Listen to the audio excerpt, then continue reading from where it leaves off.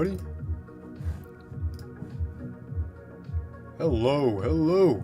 How do I sound? How do I sound, guys? I gotta make sure we're all sounding okay here. Hello. How are you guys?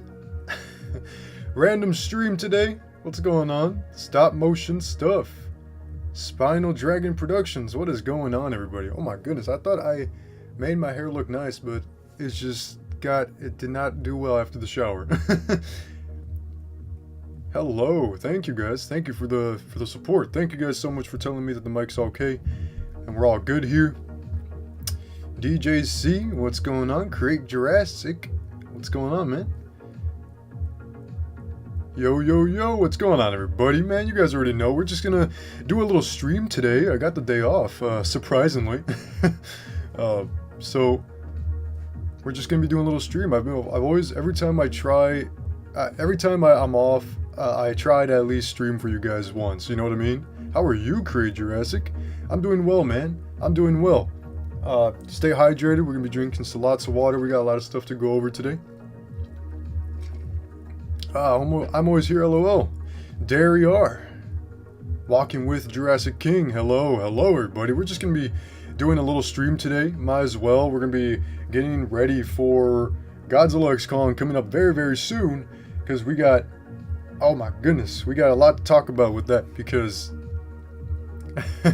we have a lot, guys. I'm telling you right now, like, my wife and I have been trying to avoid spoilers all day and night for the last couple days here. I haven't watched, just to keep you guys updated, if you guys haven't been keeping updated with my Instagram stories or anything, I haven't been watching any of the recent TV spots or clips or whatever, what have you. I didn't even watch the latest Chinese trailer for Godzilla Kong the New Empire. So I have not seen anything from that. Spinal Dragon Productions, 100k milestone, let's go. Yeah, we are trying to get there, man. We are about 2,500 away from 100k subscribers, guys. That's just crazy to me, man. It's like, man, like, chat, like, we are almost there. We are almost there. We are, yeah, no spoilers, guys, please. We're almost there. We're gonna have a little fun stream today. Monster0/Chris might be joining here in like maybe the next hour or so, but DJC, same. After the Chinese trailer, I was like, I'm done watching TV spots and trailers for now. Yeah, no, I haven't watched that Chinese trailer. I know it came out like that Thursday. I was live with Oh My Godzilla, I think, and Heisenberg and Monster Zero. I think it came out that day. And I was like, man, I'm not watching that, man. Apparently, people messaging me that night that saying there was a lot of new footage, and I was like,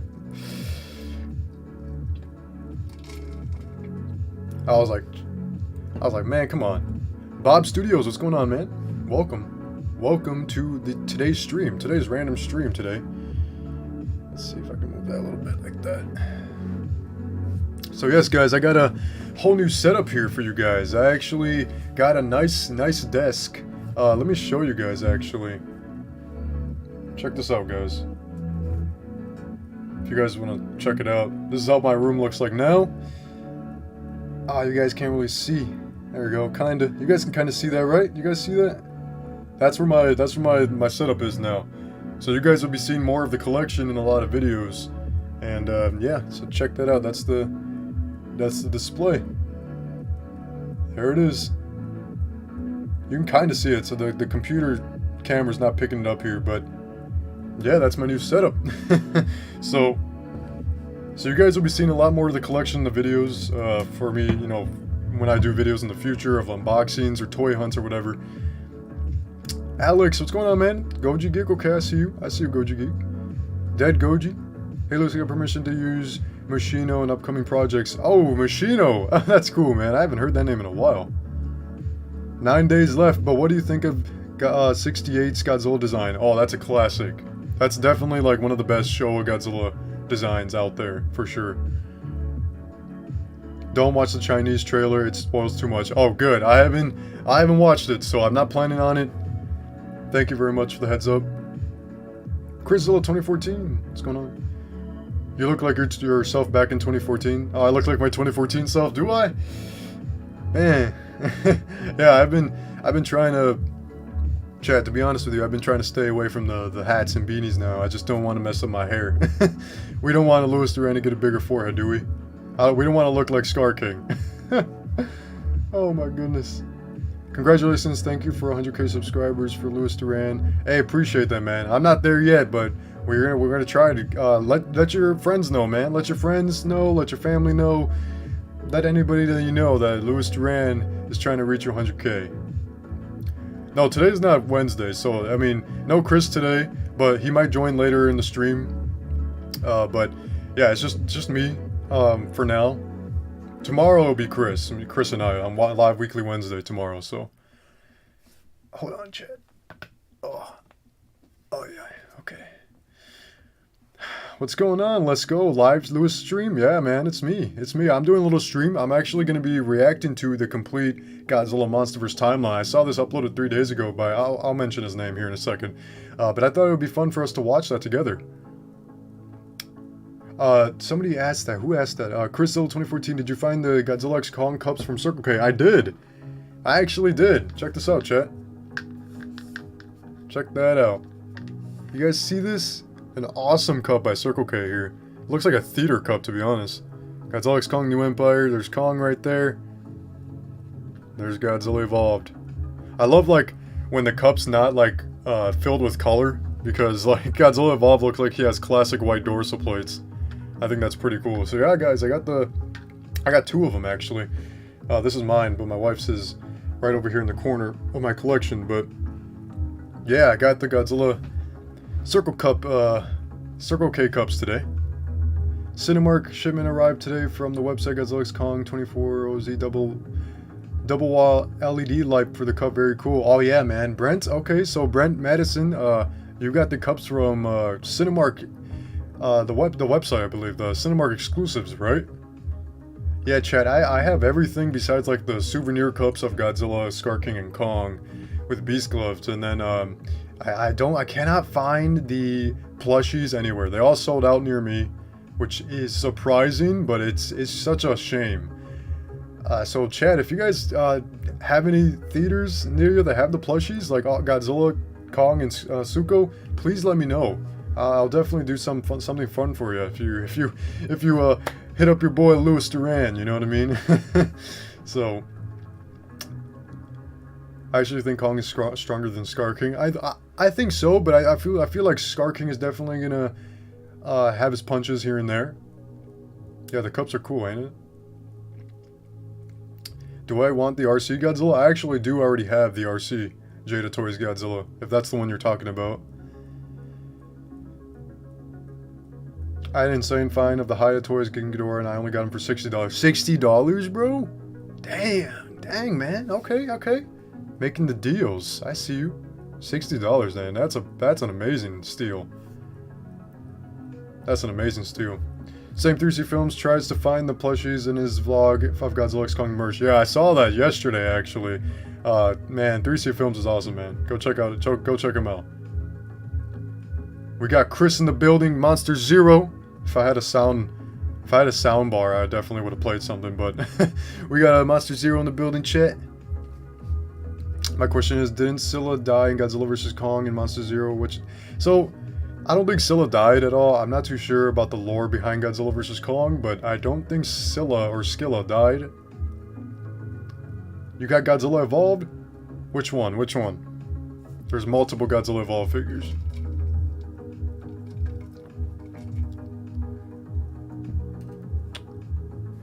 $10 days into the movie, 9 days if you're watching it on Thursday. Godzilla X Kong New Empire. I'm actually watching it on Thursday. I think we announced that last week. So my wife and I got our IMAX tickets. So excited, man. Louis, what would you say is the best deal you ever had for a Godzilla figure? Ooh.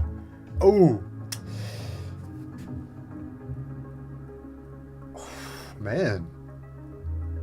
Best deal, huh? I'm trying to think. I have so many figures in here. Oop, almost knocked down my water.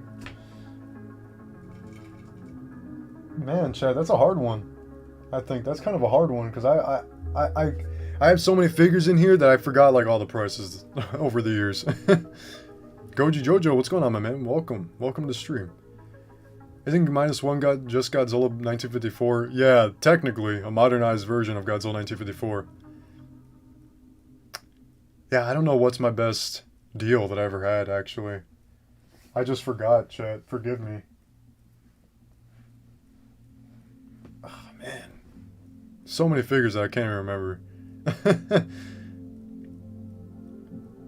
What's your favorite in the Night Garden character? I do not watch that. I couldn't find Scar King figure. Yeah, I haven't seen the Titan Evolution Godzilla in a little bit.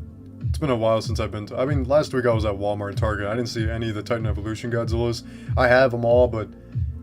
the one I'm looking for, chat, is the Kong mask. Can you believe that? I'm good, just getting ready to work. How are you doing? Oh, man, I'm doing good, man. We're actually going to be watching a nice little video today of the Monsterverse, so we're going to have some fun with that. Glad you're doing well, my man. Drive safe to work. Lewis, I'm going to see Godzilla x Kong twice. Once with me and my dad, and then my grandma's taking me and my friend. Isn't that awesome, man? Have an amazing time watching Godzilla x Kong New Empire, stop motion and stuff. Have a great time, my man. I don't know what my plan is yet. I definitely might watch it a second time the same day I go watch it on the Thursday of the 28th. And I don't know what I'm going to do the opening week. I don't know what I'm going to do Friday, Saturday, Sunday.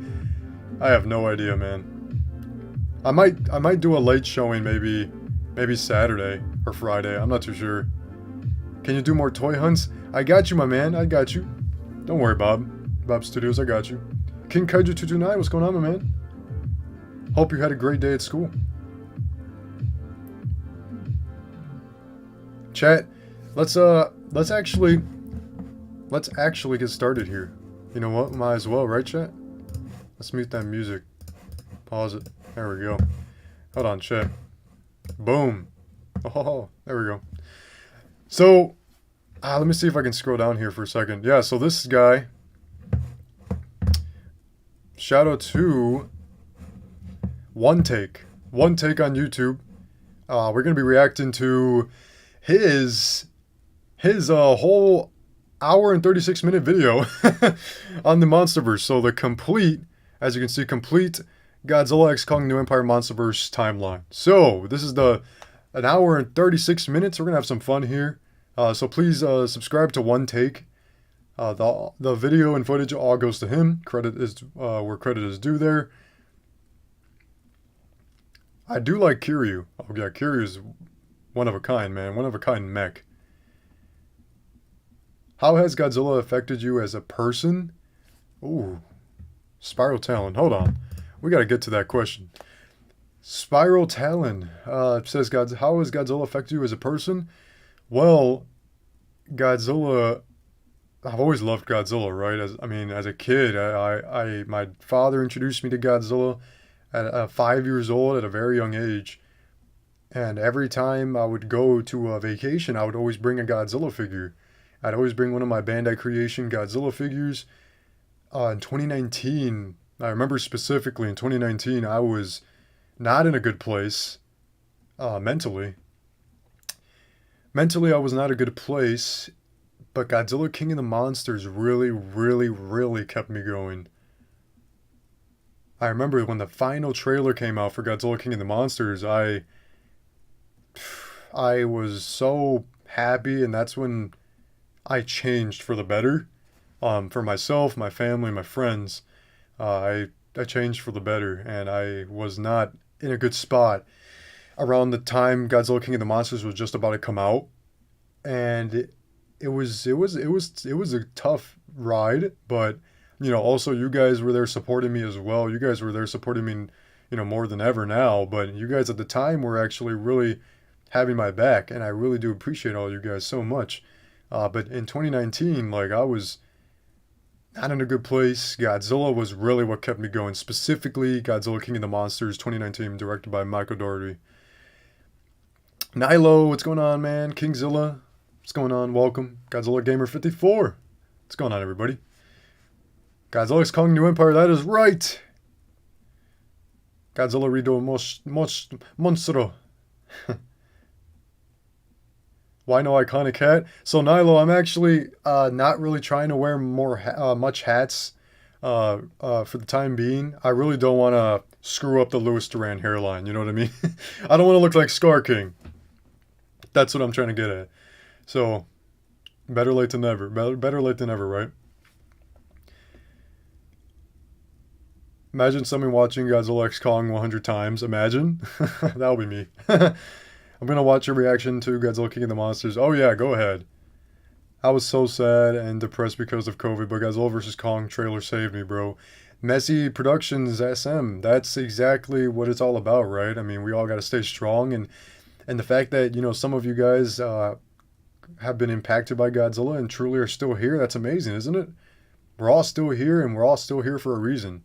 So, Godzilla has truly saved many of us. But I hope I answered that really well for you. But yeah, chat, let's switch over to this awesome video. Let's I haven't watched any of this. I think I watched like the first 3 minutes maybe. So depending if the facts are right or wrong, I don't know how much this guy knows about the Godzilla monsterverse, but maybe he can put it together really well. So chat, sit back, relax. If you guys are just settling in, getting back from school or work, what have you, sit back. We're gonna have a little fun here. Just gonna be watching some of these videos. Godzilla X Kong's literally keeping me alive, right? Oh man. Man, chat, you're one of the reasons I started liking the Monsterverse. Hey, Bob Studios, I truly appreciate the love, my man. You guys are the reason I keep going. No matter how many viewers I lost over the years, but I mean, I'm still here for the OGs that are still here. You know what I mean? So, chat, get yourself some water and stuff, and let's relax. 100 times would be insane, wouldn't it? I randomly click on the stream because I was going to listen to the Godzilla's theme. Oh yeah, I graduated early from school in January of this year. Isn't that? Oh, that's such an accomplishment. Congratulations, Gojira God 1968. Chat, we might as well get into this, right? Let's get into this, chat. Please remember to subscribe to One Take. Chat. Don't forget. So, let's get to it. Stay hydrated, fellas. Exactly. Let's do this, guys. Millions of years before humankind, the planet was ruled by massive creatures, titans who fed off radiation then abundant on Earth's surface. When the earliest human tribes rose, yes, please like the stream, whatever you guys want to do. Against those more hostile, cultures formed around these titans, each worshipping their own as deities. For a long time, humanity and Titan lived symbiotically. Some ancient people may have even developed telepathic communication with them. But as is humanity's way... Mothra twins, chat? Did I just hear that? Oh yeah, I mean, it's true. I mean, some of the ancient people have like this communication ability with the Titans, so yeah. I mean, that's true in a sense.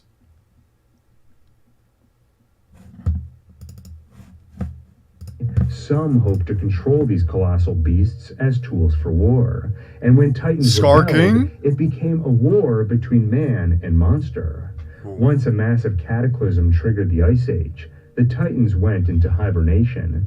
The surviving pockets of civilization forgot their connections with these creatures, and memories turned into myth, including one of a great Titan who rose to the top of the primordial ecosystem. Godzilla, who protected humanity time and again, including at least one legendary battle with the three-headed dragon, King Ghidorah. As Earth's surface became humanity's domain... Chat, what do you think? Do you think Godzilla froze... Do you guys think Godzilla froze Ghidorah in the ice? I don't think so. Especially Godzilla X Kong New Empire coming out, I think it was definitely Shimo at this point. Is that what is that? Is that Biollante on the screen? What is this? Like a Monsterverse Biollante? Or is this like an ancient Godzilla, like, look? What am I looking at right now? Shimo? Yeah, exactly, Shimo. The ones that, Froze. The ones that got frozen. And radiation subsided, Titans moved inward to a hidden world beneath our own, powered by radiation. Doug! There he is! But there are passageways. There's Doug, everybody. There's your Doug. There's your Doug footage. One on a place called Skull Island. And sometimes monsters come out of those passageways. I appreciate that, Bob For Studios. thousands of years, the Iwi natives of the island lived in fear of those monsters. Until one day, something else comes out of the gateway. Colossal apes who protect the natives. Siren But Jaw, over time, most of their protectors fall, and by the 20th century, only one remains. The one they call Kong, king of the island. Chad, can you imagine seeing that like in a movie? Receives its first visitors from the outside world. Hank Marlowe and Gunpei Akari, I appreciate American that, and Nilo. Japanese pilots on opposite sides of the war. That quickly changes after they crash and come face to face with a giant ape. They soon learn he is not a threat, but there are many things on the island which are. And despite the uniforms that say 1944? the pilots are enemies, they quickly become friends in a shared fight for survival. And Skull Island is not the only place where monsters reside. In fact, in 1952, Lieutenant Lee Shaw will meet a dragon in the Philippines. Oh, we're going deep. We're going, Japanese scientist Keiko Miura there to investigate after the discovery of airborne radioisotopes. They're off to a rocky start when he expects Dr. Miura to be a man. I remember that. She makes some snap judgments of her own. But it's not long before they see and respect each other's capability. And soon they are joined by I would love to watch your prequels. Billy Randa, Skull Island. a Oh, I would Navy love vet that. on a crusade for the truth. Judging by Dr. Miura's equipment, he can tell they're both after the same truth. Teenage To Kong. prove monsters real, he provides some insight. They won't find monsters with a Geiger counter. He recommends looking to folklore. Oh, Goji People Jojo, you here pre-ordered talk the of a Monsterverse dragon graphic which novel? carves a Godzilla x path Kong of the Hunted? fire That's cool, across man. the sky. Or maybe, he suggests, a path of ionizing radiation. They follow that radiation to an old ship, the USS Lawton, a ship Billy sailed on as part of the U.S. Navy. The official story is that it was sunk by... Honestly, Chet, I was not expecting this guy to go all that deep in this into the Monsterverse. I respectfully totally forgot about the first few episodes of Monarch Legacy of Monsters. It only occurred to me recently that Godzilla x Kong will be releasing on Good Friday. I'm going to see if I can watch it when it premieres because of that. Yeah, you should definitely try Spinal Productions. If I can't see it next Thursday, then I probably won't see it until Monday because of Good Friday and Easter. Hey, Dragon Productions, be careful, man. You know, be careful of the spoilers online. That's all I gotta say for that weekend. Try your best to stay off YouTube and Instagram, please, for your own good sake. Instead of Shimo freezing King Ghidorah, something else you think? Oh, okay. an enemy attack in 43. But as its sole survivor, Billy knows the truth. They were taken down by a dragon. Ever since, it's been his life's mission to prove it. The Ion Dragon. Today, The Ion Dragon. does. Because while they're investigating the ship, the Ion Dragon attacks. Ion Dragon, okay. With Lee's help, they survive the encounter. 2 years later, That's Lee such a- convinces the scientists I that they need love more how they, funding like- if they want Monarch to be more than just a small monster hunting club. For that funding, Lee turns to the U.S. military and requests 150 pounds of uranium to attract a Titan. It takes convincing, but a dinosaur-sized footprint in Indonesia does the job. Heck Though yeah. Bill and Keiko quickly learn, the military doesn't share their thirst for knowledge. The scientists want to study the ancient creatures, while the military wants to destroy them before they become a threat.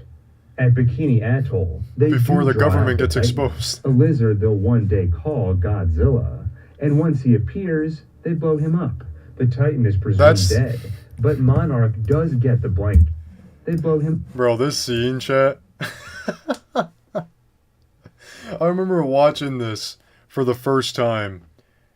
Like the episode. I forgot what episode it was. Episode 3, it says right there. Episode 3, I remember watching this scene. I laughed out loud. Like, I was like, bro, I took a nuke to the face. And he's still walking around to this day. Okay, so chat.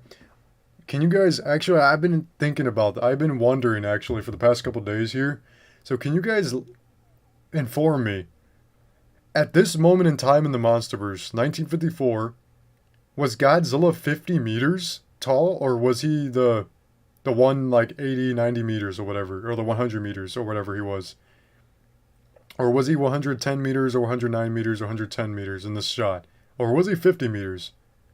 Not 50 meters, 50 feet tall? Was it 50? No, 150 feet tall. Huh? Yeah, Godzilla, huh? Bomb. Boom. Dreamy, what's going on? Welcome to the stream. Let me know, chat. Let me know, because I can never... I want to say he's 50 meters. Because, like, that would be such a cool, like, throwback to the 54 Godzilla if he was 50 meters. And he doesn't look that big. He was 40 to 50 meters in this? Okay. Okay, see, that's what I thought. Which is cool.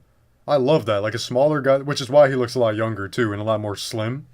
Which is cool. I love that. So that's like a younger version of the Monsterverse Godzilla, which is so sick, bro. Dreamy, I appreciate that, man. I appreciate the love.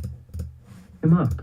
The Titan is presumed dead, but Monarch does get at the blank check they hoped for, because now the military is afraid. What if there are others out there like that big lizard? And what if the next one shows up in a major city? The following year, Lee brings Keiko to the American Defense Industry Federation Ball. To her, it's an unfortunate part of the job. The unpleasant duty to shake hands with those who fund her mission. The same people who sneer at her and excuse her Japanese heritage by reassuring that she's one of the good ones. But somehow, those guys were such assholes, man. Forget about it all. They dance. They did not have to be that mean. When the others stare, they dance closer. And when they stand at the elevator, hoping to spend time alone in Lee's room, fate intervenes. An urgent message from Bill about off-the-chart radiation readings in Japan. Man. Of course, Lee wants to join Keiko and pick up where they left off. They thought they had finally killed Godzilla, but he's alive, and that Japanese woman is in relief. Someone has to stay behind, and Lee does. Until feelings get the better of him. But when he shows up uninvited on Hataruma Island, he doesn't find the welcoming arms he hoped for. Keiko may share his feelings, but also knows there's a greater good. There's Monarch. They have to put it before their desires, and she isn't convinced they can. Just today, Lee jeopardized... At that point, I would have been so mad if she reacted like that. To be with her. What a waste of time. After a melancholy kiss, Lee sees what it is they came here for. Educational purposes. A machine educational simulates gamma radiation, things that are happening on the screen. Titans. For all intents and purposes, a Titan phone. And today, educational purposes, everybody. They learn firsthand it'll take more than 150 pounds of uranium to kill Godzilla, because he is very much alive. When they return home, he's alive, Lee man. agrees to keep Godzilla's reemergence a secret, because Keiko knows that if the government finds out he's still alive, they'll just build a bigger weapon and try to kill him again. Lee also finds out the consequences of his attempted romantic jet. I believe he was most likely smaller, about 50 meters, because if Kong's axis from the current Godzilla, it was a small dorsal plate, so he was most likely 50 meters. See, I can see that. I can see Godzilla and in that shot being 50 meters, or in that time zone, because that would explain his dramatic growth of height. You know what I mean? 80 to 90 meters. Okay. I believe the flying Gojira was Godzilla and Mothra doing the fusion dance. Oh, imagine Mothra carrying Godzilla. Wait a minute. Is that going to happen in Godzilla Kong New Empire? Imagine. My God, this movie's going to be crazy, man. Stole US, what's going on, my man? Stole us? Stole US? Stole us? Welcome to the stream. Gesture. What they in the Navy call change in command. While Lee was on his unauthorized absence, Monarch was handed off to another officer, Lieutenant Hatch. And soon, that officer wonders if there's a need for Monarch at all. The military believes they killed Godzilla last year, and since then, Billy and Keiko haven't produced any proof of other Titans out there. The officer wonders if maybe their money would be better spent on rooting out foreign spies, insinuating Dr. Mura might be one of them. At that, Billy defends his partner by taking a swing at Hatch. a partner he's falling for, and soon it's clear she is falling for him too. Together they map out every reported monster sighting. That's such a cozy little workspace. And one night, Billy finds it thanks to an ant. He watches the insect crawl through a hole in the map, and Billy realizes maybe that's what Titans do. Maybe that's how they move around the world without being seen. He rushes to Keiko's home and shares his theory of a hidden realm beneath Earth's surface. And that's not the only revelation Bob Studios. That's only the mystery and fun, right? About what they're gonna do with Mothra. It turns out that she is a widow. She's kept it secret because she already has a hard enough time getting the respect she deserves. And what would people do if they knew she was raising a child alone? Then don't do it alone, Billy offers, and assures he has her back. As for their budgetary issues, Lee has their back. He goes over Lieutenant Hatch's head directly to their superior, General Puckett, and plays a card they've been keeping close to the chest. He reveals Godzilla is alive. And with that revelation, Puckett agrees that, of course, Monarch must remain active. For a while, things look up for the team, until a tragedy 4 years later in Kazakhstan. They find some Titan eggs at an abandoned power plant, and when Keiko tries to extract a sample of genetic I remember thinking those were Muto eggs, begins to collapse under them, and insectoids hatch from the eggs. Lee and Billy try to pull her up to safety, but she's just out of reach, and she falls into the swarm. By 1962, Billy has become a father to I appreciate Hiroshi the sub, and Lee Dinoez. Then another tragedy strikes, Operation Hourglass. Lee is part of a small team under Billy, attempting the first ever voyage into his theorized Hollow Earth.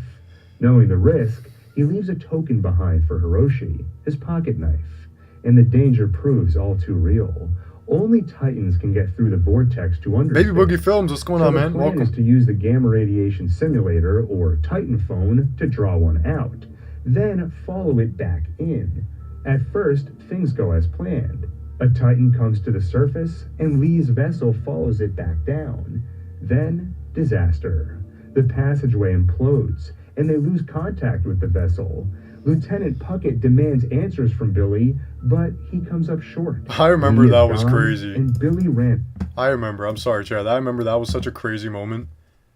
Like, I was like, oh my god, this is like getting serious now. Like, question, what is your job? I'm just curious. I know that might be random. No, Andrew Zilla, it's totally fine, man. I actually work at my home airport. So I fuel aircraft, I fuel airlines, I marshal airplanes. I just do their services, basically. For a lot of airplanes, you name it. Airplanes, military jets, cargo planes, all you can think of, man. You're lucky you got the whole Godzilla x Kong New Empire toy line and Funko Pops. Well, I actually, Dreamy, I actually don't have the entire line. I'm missing the Playmates Kong mask. I'm missing the two supersized Godzilla and Kong with Beast Glove Funko Pops. I'm missing the sleeping Godzilla Funko Pop, the Skarking on the throne Funko Pop. So I'm missing a few. I'm missing a lot, but I'm just missing a few.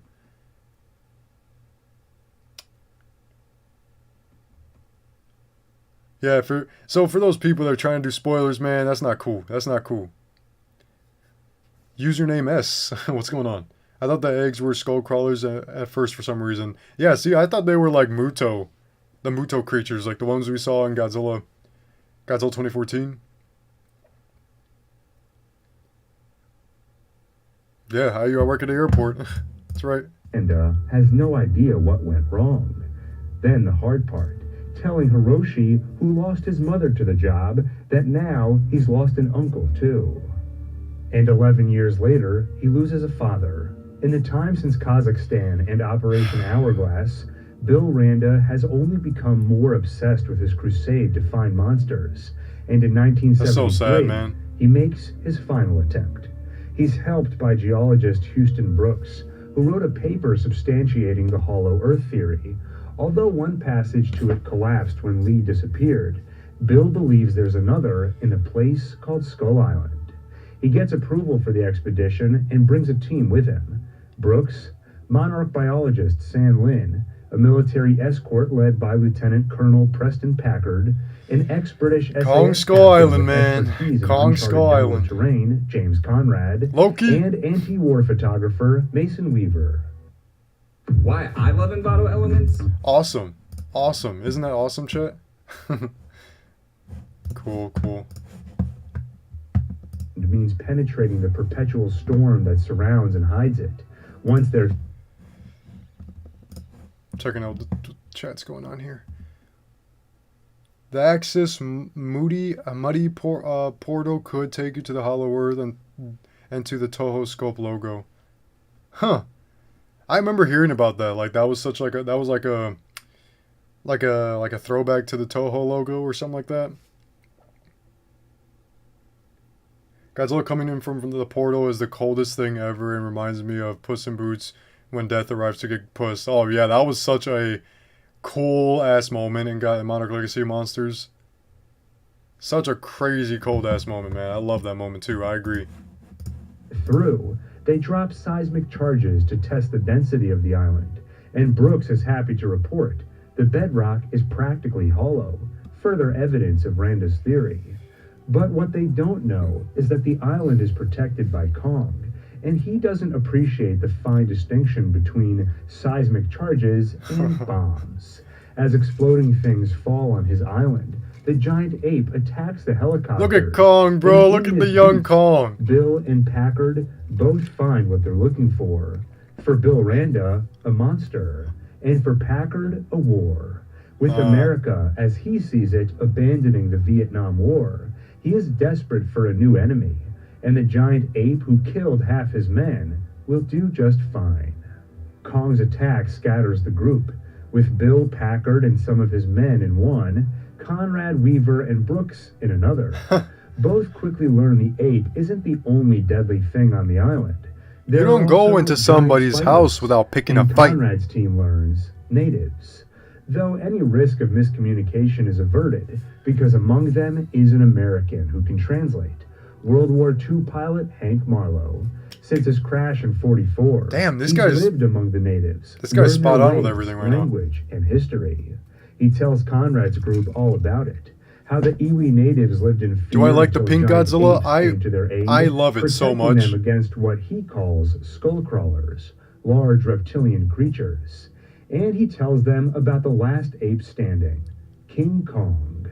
Their King bombs Kong. woke up a bunch of the lizards, which is why Kong was so That's so angry. crazy that Zuko's He can bigger than handle Kong them than as he long as was gets to back them in this while they're movie. small, but there's a bigger one hiding beneath the surface, who killed Kong's family. And the natives say Scar if King. Kong were to fall, that big one would return. Then Conrad tells him about a refueling team coming to the north of the island in 3 days. If they make it there in time, they can all leave the island. They'll never make it on foot, Hank says. But he has another way. A makeshift boat built from the scraps of his and Gunpei's planes. They'd started building it until Gunpei was killed by a skullcrawler. They get to work finishing the boat, while the photographer Weaver has a look around. She finds a giant goat trapped under one of the downed copters and tries to help it. Kong notices her good deed and helps free the animal. When the boat is ready, Hank says farewell to the friends he made over the last 3 decades, and they take off. Elsewhere That was on the such a island, sad Bill moment, gets the bro. idea that Skull Island may be where the last man standing from the original Monarch meets his end. So he records a message for the boy who became his son, Hiroshi, an apology for everything he took from him, and hope that he can at least leave some legacy behind, that Hiroshi will see it was all worth it. He's chased by a giant spider to the island's edge, and in desperation, tosses the bag. It was so cool to research see into John the Goodman water. back. Then another Titan takes on the spider in battle, earning Bill a brief stay of execution. Soon, Conrad That was and a the cool others little on battle, Hank's too. boat I remember reunite that. with Colonel Packard's group, and they are disappointed to learn Packard has no interest in heading north to the extraction point. Instead, he wants to head west to search out a missing man, Chapman, who is separated from them in Kong's initial attack. The others begrudgingly follow until they reach Mother the Longlegs. containing what's Skewer left buffalo? of Kong's parents, Huh. a mass grave. Hank warns it's too dangerous to cross. But there's no convincing Packard. He goes, they follow, and sure enough, a skullcrawler. Bro's emerges. asking, bro. That's how William Randa, sole survivor of the USS Lawton and last man standing of the original Monarch, meets his end. And it's how Conrad finds out they're on a wild goose chase, because the monster spits a skull from its mouth, along with the dog tag of the man it belonged to, Chapman. They survive thanks to Marlowe and Conrad wielding Gunpei's sword, and Weaver's ingenuity, using a lighter to That was ignite such a... gunpowder. Then Conrad shows Packard the dog tag and tells him the man they're searching for is gone. Yet the Colonel insists they continue, because this was never really about finding a missing man. This was about going back to collect the weapons they need to kill Kong, to avenge his fallen soldiers. Hank tells him that that'll only make things worse.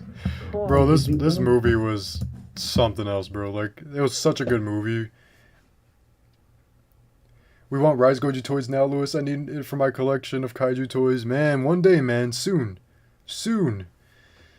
Soon, man.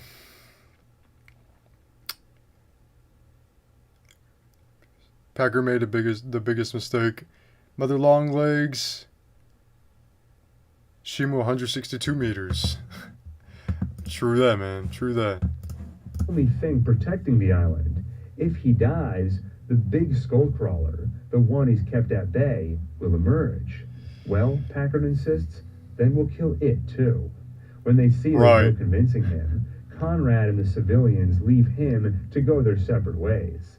But when he and Weaver run into Kong himself, things change. The Beast looks at Weaver, and perhaps because he saw the good she did earlier, trying to help that trapped goat, he approaches peacefully. The photographer even places a hand on him. It's then they both know they can't abandon him or the people of this island. Packard's napalm draws Kong's attention, and they follow behind. By the time they reach the makeshift war zone, Packard's managed to take the massive ape down by drawing him into the lake, then igniting napalm hidden within it. While Kong is out, the men get to work planting bombs on him, until Conrad, Weaver, and Hank arrive with their own weapons. There's no reasoning with Packard, but his men are another story, and they are soon convinced that Packard's lost it. They leave. Hey, love you too, man. Bob others. Studios, appreciate the love, Conrad man. beckons the colonel to follow, and time is of the essence because with Kong down, the big skullcrawler emerges. When Conrad sees it's pointless, he leaves. And once the colonel is alone, he moves to detonate the bombs, but he's crushed under Kong's fist before he gets to I remember that. Oh my god. boat. But soon, the fight between Kong and the lizard is upon them. I can't wait to watch The this ape movie holds again his next own, week. Until he doesn't. It doesn't look good for him. Until he gets some help. Hank's boat is apparently armed. And Kong got distracts the knocked right there a little skullcrawler bit. Enough to give Kong a chance to get back up. And then, with some creative use of man's debris, Boom. he takes his enemy down with a sharp propeller on the end of a chain. In the end, the survivors make it to the rendezvous point and leave the island as Kong watches. Back home, Hank finds a wife and son waiting for him. Conrad and Weaver, on the other hand, are taken to Monarch, where they meet with Houston Brooks and Sam Lin. In a small interrogation room, the best they're end told credit that scene in the Kong was Monsterverse only right one here. of many like him, beasts who once ruled this planet. This And is he it. shows them images of cave paintings depicting Godzilla and other titans like him. In 1982, Oh, that's the something best. miraculous happens. Colonel Leland Lee Lafayette Shaw III is found alive in some woods, and he hasn't aged a day. He himself only understands what happened when he sees a now-grown Hiroshi with his pocket knife. What exactly happened? In that experiment 20 years ago, he did reach that realm beneath the surface. One man died in the crash. The others were killed by a titan, and Lee himself was pulled into a vortex. Next thing he knew, he was here. It seems time passes Crazy. differently in the hollow earth, thanks to gravitational distortion. To Lee, But- he was gone a week. But on the surface, See, that wasn't the Hollow Earth, though. I don't think that was like a destination point between the Hollow Earth and like the surface world, right? Like, I don't know.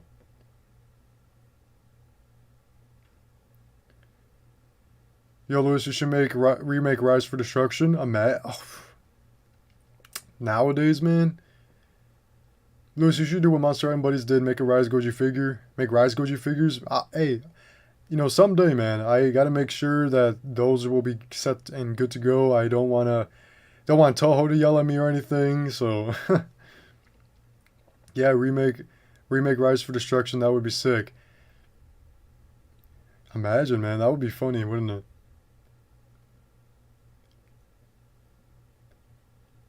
Packer last words were hilarious. Die, you mother. Yeah, I remember that. 2 decades passed. He tells Hiroshi that his father was right. Bill was right about everything. 2 worlds, one on the surface, one beneath, and a balance between them. But after losing both parents to their theories, Hiroshi's grown bitter and assures that his father was insane. Humans lived with Titans for thousands of years just fine, until the 3 of them, Bill, Keiko, and Lee, meddled in their world. After that, Hiroshi condemns Lee to forced retirement at a secure mine. Yeah, bro, like they were playing around with that, like... A lot of nice words to avoid saying plainly that Lee is now their prisoner. Elsewhere, there is an island near Skull Island, also populated by Titans. But in the early 80s, it gains 2 human inhabitants, Annie and her father, who shipwreck there. Unlike Skull Island, this one isn't protected by a giant ape, so when a dog... So I haven't watched any of the Skull Island stuff for the anime or cartoon, Netflix show. But dies himself in the process. And Annie learns the Titan was also protecting someone, its own offspring, only a puppy. The 2, now alone, quickly bond. She names him Dog, and they grow up together on Annie's island, which is what she's decided to call it. Life is good until 10 years later when someone comes looking for her. A woman named Irene, who leads a team of mercenaries. But it's 10 years later? Girl they find, but also her friend, a giant dog who feels threatened by their presence and eats a few of them. So the mercenaries draw their guns and kidnap Annie by force, then take her aboard their ship. But a decade on an island filled with monsters has made her formidable, and she fights her way off their ship, escaping on one of their smaller boats. And they aren't the only ones on these seas. Nearby is the Once Upon a Maritime, captained by Cap. He's out there searching for monsters, because he saw one once, and the awe it inspired turned into a need to see it again or discover more like it. He's joined by his son Charlie, more like Shimu the Ice Anguirus, and Hero's son Mike, along with their crew. Charlie has grown tired of his father's adventures and wants to live a normal life, go to college, meet a girl, and all that stuff. Today, he gets to do one of those things, because he finds a girl overboard, Annie. After her escape, a sea monster sank her boat. Charlie quickly rescues her, and once she wakes up, she's skeptical of this new crew, given how poorly the last one treated her. But Cap, Charlie, and the others make it clear they only want to help. And when that same squid-like titan which sank her boat sinks their ship, she returns the favor, rescuing Cap from drowning. Meanwhile, Charlie and Mike wash ashore. So this is the sequel to Skull Island we never got. Elsewhere on the island, but Mike's father, Hero, and the rest of the crew aren't so lucky. They disappear with the ship. The boys struggle to survive on an island filled with monsters until Annie catches up with them, and this time she's with Dog, who managed to swim ashore. With the skills she's learned surviving on a similar island. Andrew Zilla 2005, I appreciate that, man. I am almost to 100K. They even get to see the giant ape who protects the island in action when he saves their lives by eating a crocodile before it could eat them. Between them all, Annie and Charlie find a few minutes to bond. She asks his age, he tells her 17, and she wonders if maybe that's how old she is too. Charlie liked her from the moment they met. Cody the Banana, what's going on? Welcome to the stream. Him too. Though it's clear Dog, protective of the girl he grew up with, doesn't feel the same way. While Charlie and Annie become fast friends, Mike keeps to himself that he is unwell. When that squid I have not seen the show, actually, no. Left a big wound. But he doesn't want to worry his friend, so he keeps it quiet. Meanwhile, Charlie's dad has been on an adventure of his own. He bumped into Irene, and the two struck a bargain. If she helps him find his son, he'll help her find the girl. So far, Yeah, it's this been is all impossible for spoilers the for me, so I mercenaries, mean, I really considering can care Annie's less about this overprotective show, dog. so... But soon, they figure out a way to separate them, at the cost of one of her men. As they pass through a clearing, a giant bird swoops in and carries off one of the mercenaries. Knowing the bird's hunting grounds gives them the idea. They lure Annie there. That's to a the big clearing, bird. and What the just as heck? they hoped, the bird grabs Dog as they tranquilize Annie. Holy, yeah, Meanwhile, that's a Charlie big and bird. Mike watch it happen from behind some tall grass. When they see Charlie's dad among the mercenaries, the boys assume he's being held captive. Mike That was a gives cool shot of that himself bird, as a though, whatever that distraction was. so The Charlie giant can escape. condor. But Charlie only manages to bump into a native who chases him into a clearing. Then that big bird swoops in and carries him off.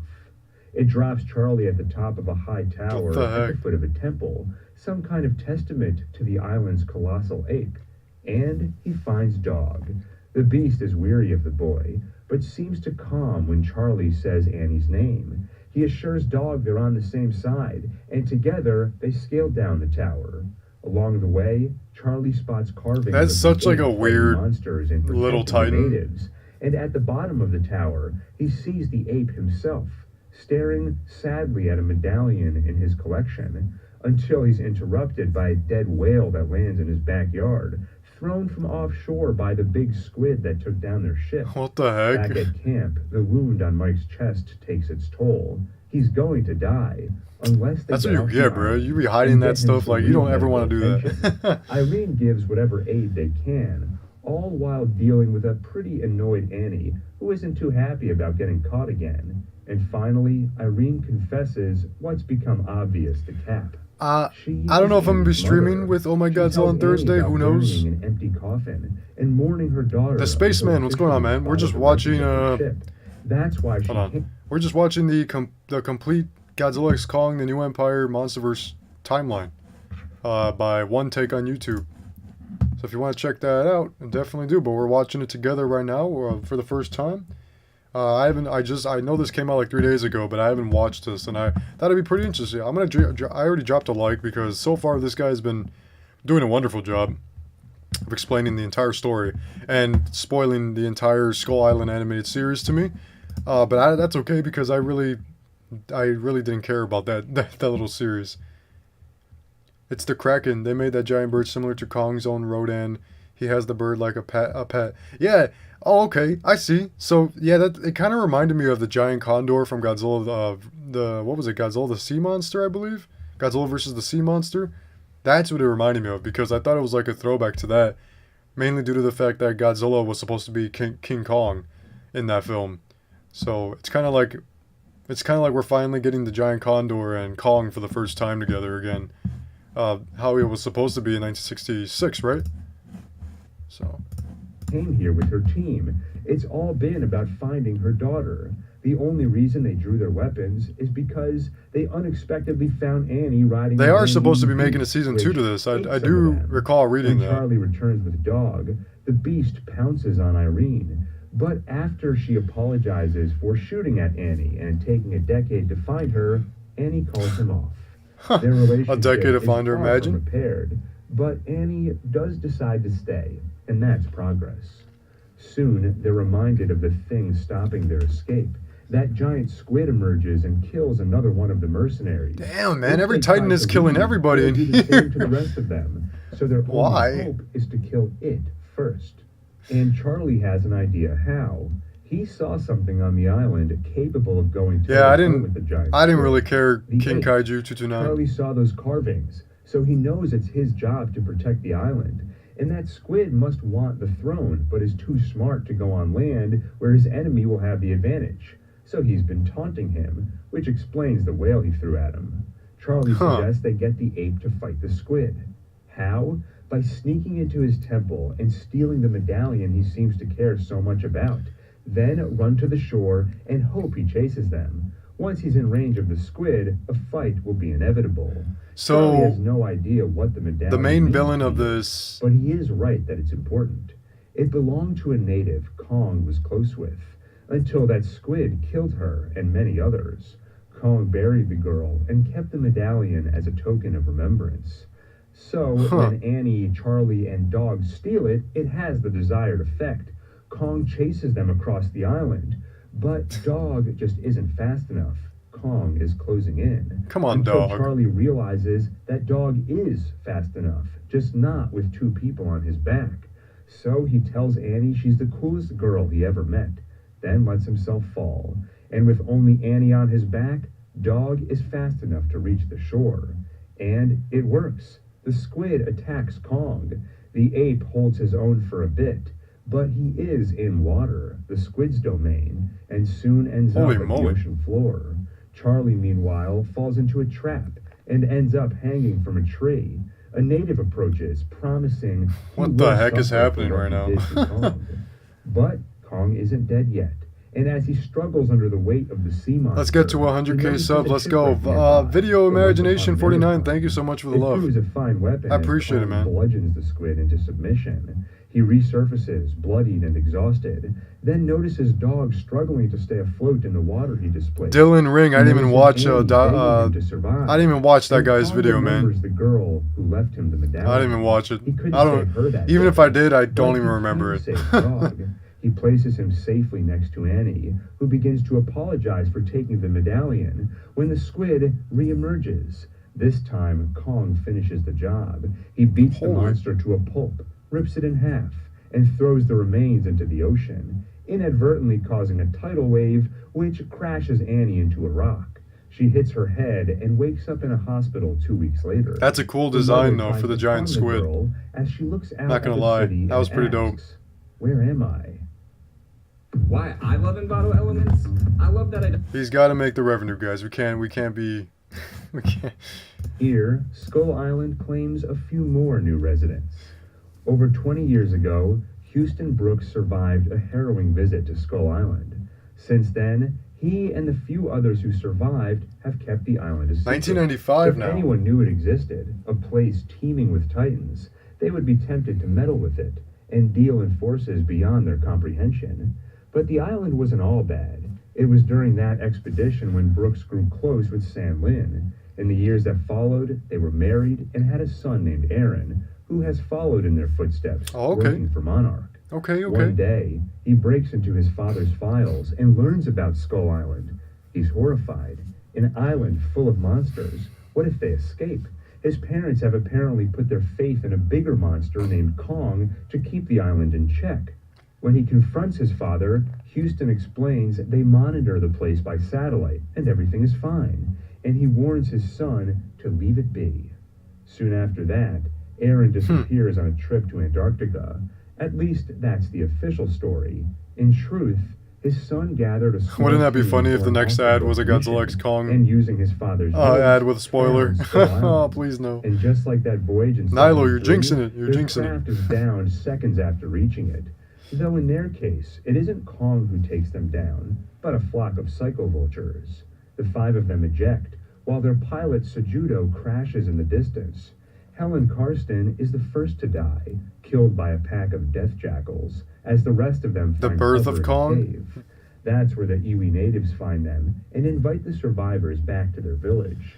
Communication is surprisingly easy, because at least one of the natives speaks English. He learned it from his father, who learned it from World War II pilot Hank Marlowe. Hey. After meeting the natives, they're on the island That's for cool. months, long enough for the team's mythographer Richo to learn the Iwi language and become enamored with their folklore.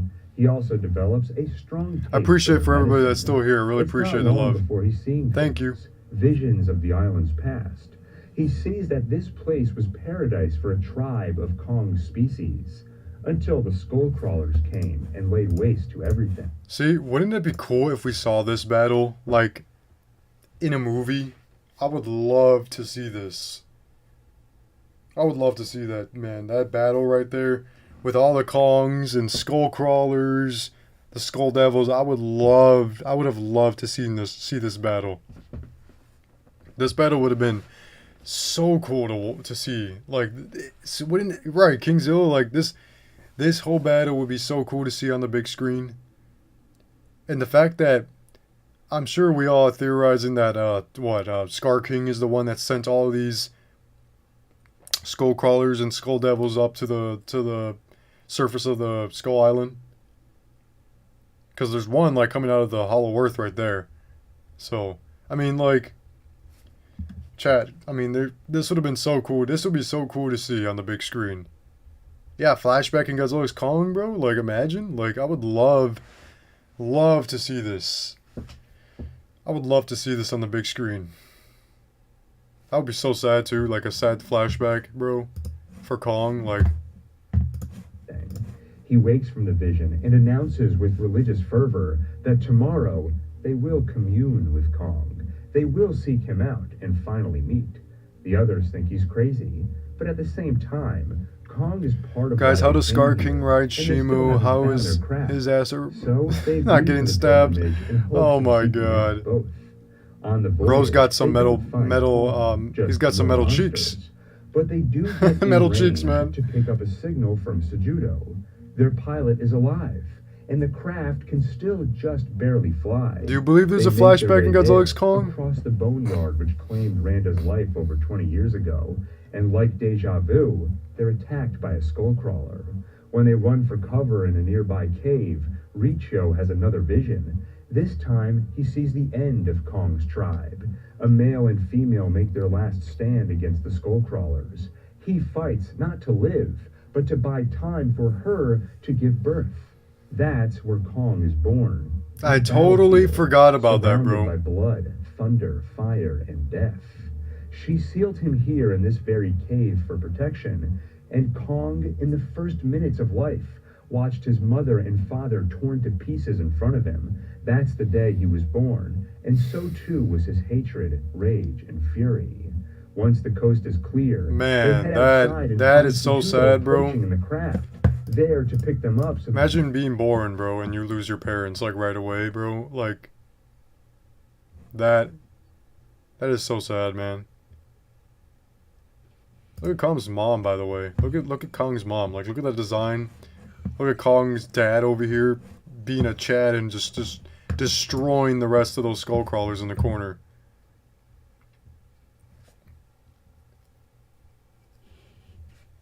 Metal cheeks. It would be cool if Kong Skull Island, before Kong killed the skull crawler, it showed this flashback. Wouldn't it? Say Kong for respect, chat. Come on. Say Kong's for respect. I mean, that's so sad, bro. Cave for protection, and Kong, in the first minutes of life, watched his mother and father torn to pieces in front of him. That's the day he was born, and so too was his hatred, bro. Rage, and fury. That's so sad. Once the coast is clear, they head outside and find Sejudo approaching in the craft, there to pick them up so they can finally leave this island. Only Riccio has no interest in leaving, so he blows up the craft. Evelyn reacts fast, but her bullet misses. Riccio's doesn't. And killing two of his teammates is not where the madness ends.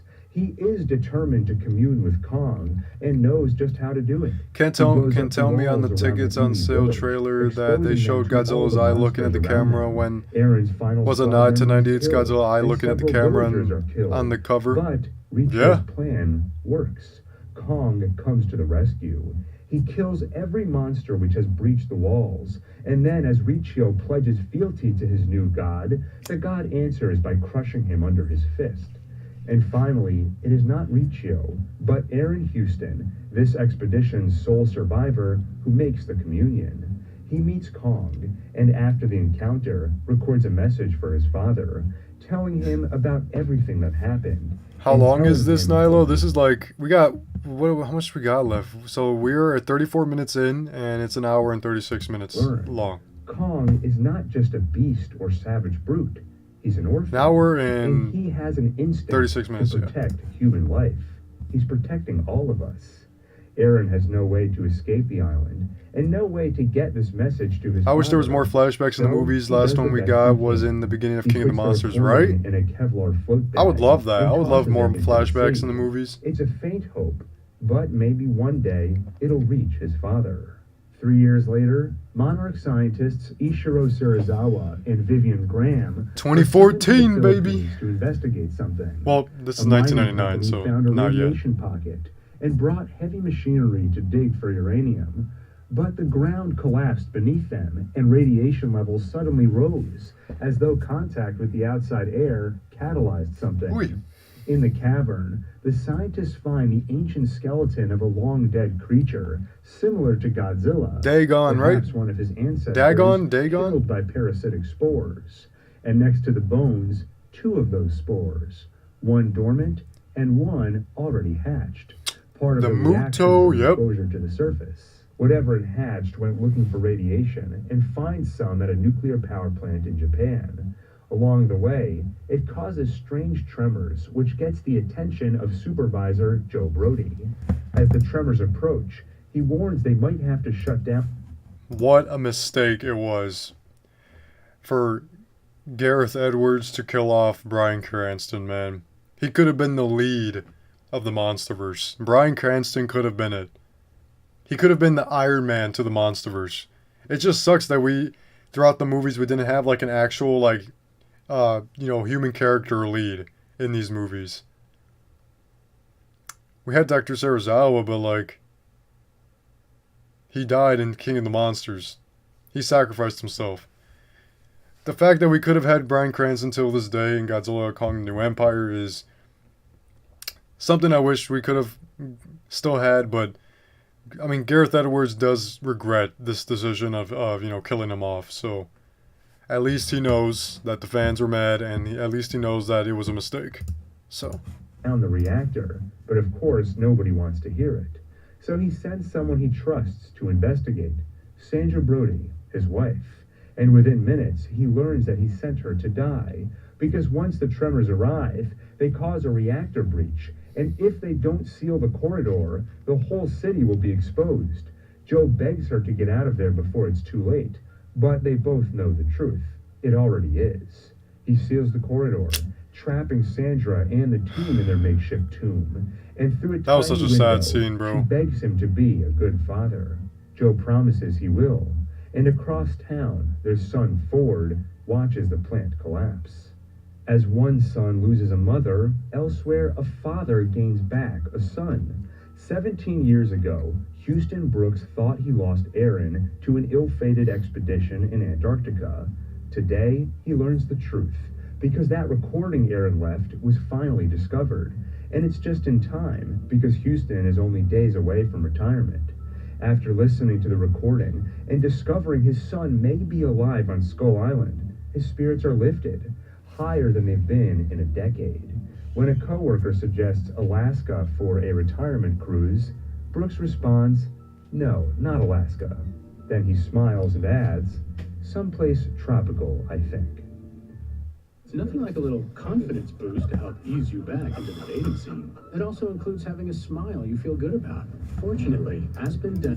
And it turns out to be a great time for messages in a bottle, because in just the following year, a fishing boat discovers Bill Randa's bag of research too. Goji65, welcome. Off the edge of Skull Island. Argo Soon, Godzilla it makes 2008. its way to a safe in his son's office. The following I am year, closer to a 15 little bit years close after to the a little bit power closer to plant 100K, meltdown man. began, Ford Brody Tell your was grown friends. into a U.S. Navy officer specializing in explosive ordnance disposal. After 14 months away, he returns home to San Francisco to his wife Elle and son Sam.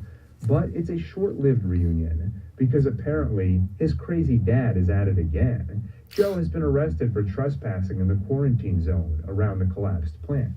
Ford heads to Japan to bail him out and listens to the old man's ravings. Zeke Goji45, about what's the going on, wife my he man? sent to Welcome. an early grave. I'm just so And how to excited. The this live day, weekly Wednesday he stream doesn't tomorrow. know what Yes, killed her. tomorrow. They say natural disaster, but he knows they're hiding something. And whatever it is, a few days ago, it started talking again. The same tremors It from started 15 talking years again. ago, and he can prove it if he can sneak back into the quarantine zone to retrieve the data from their old home.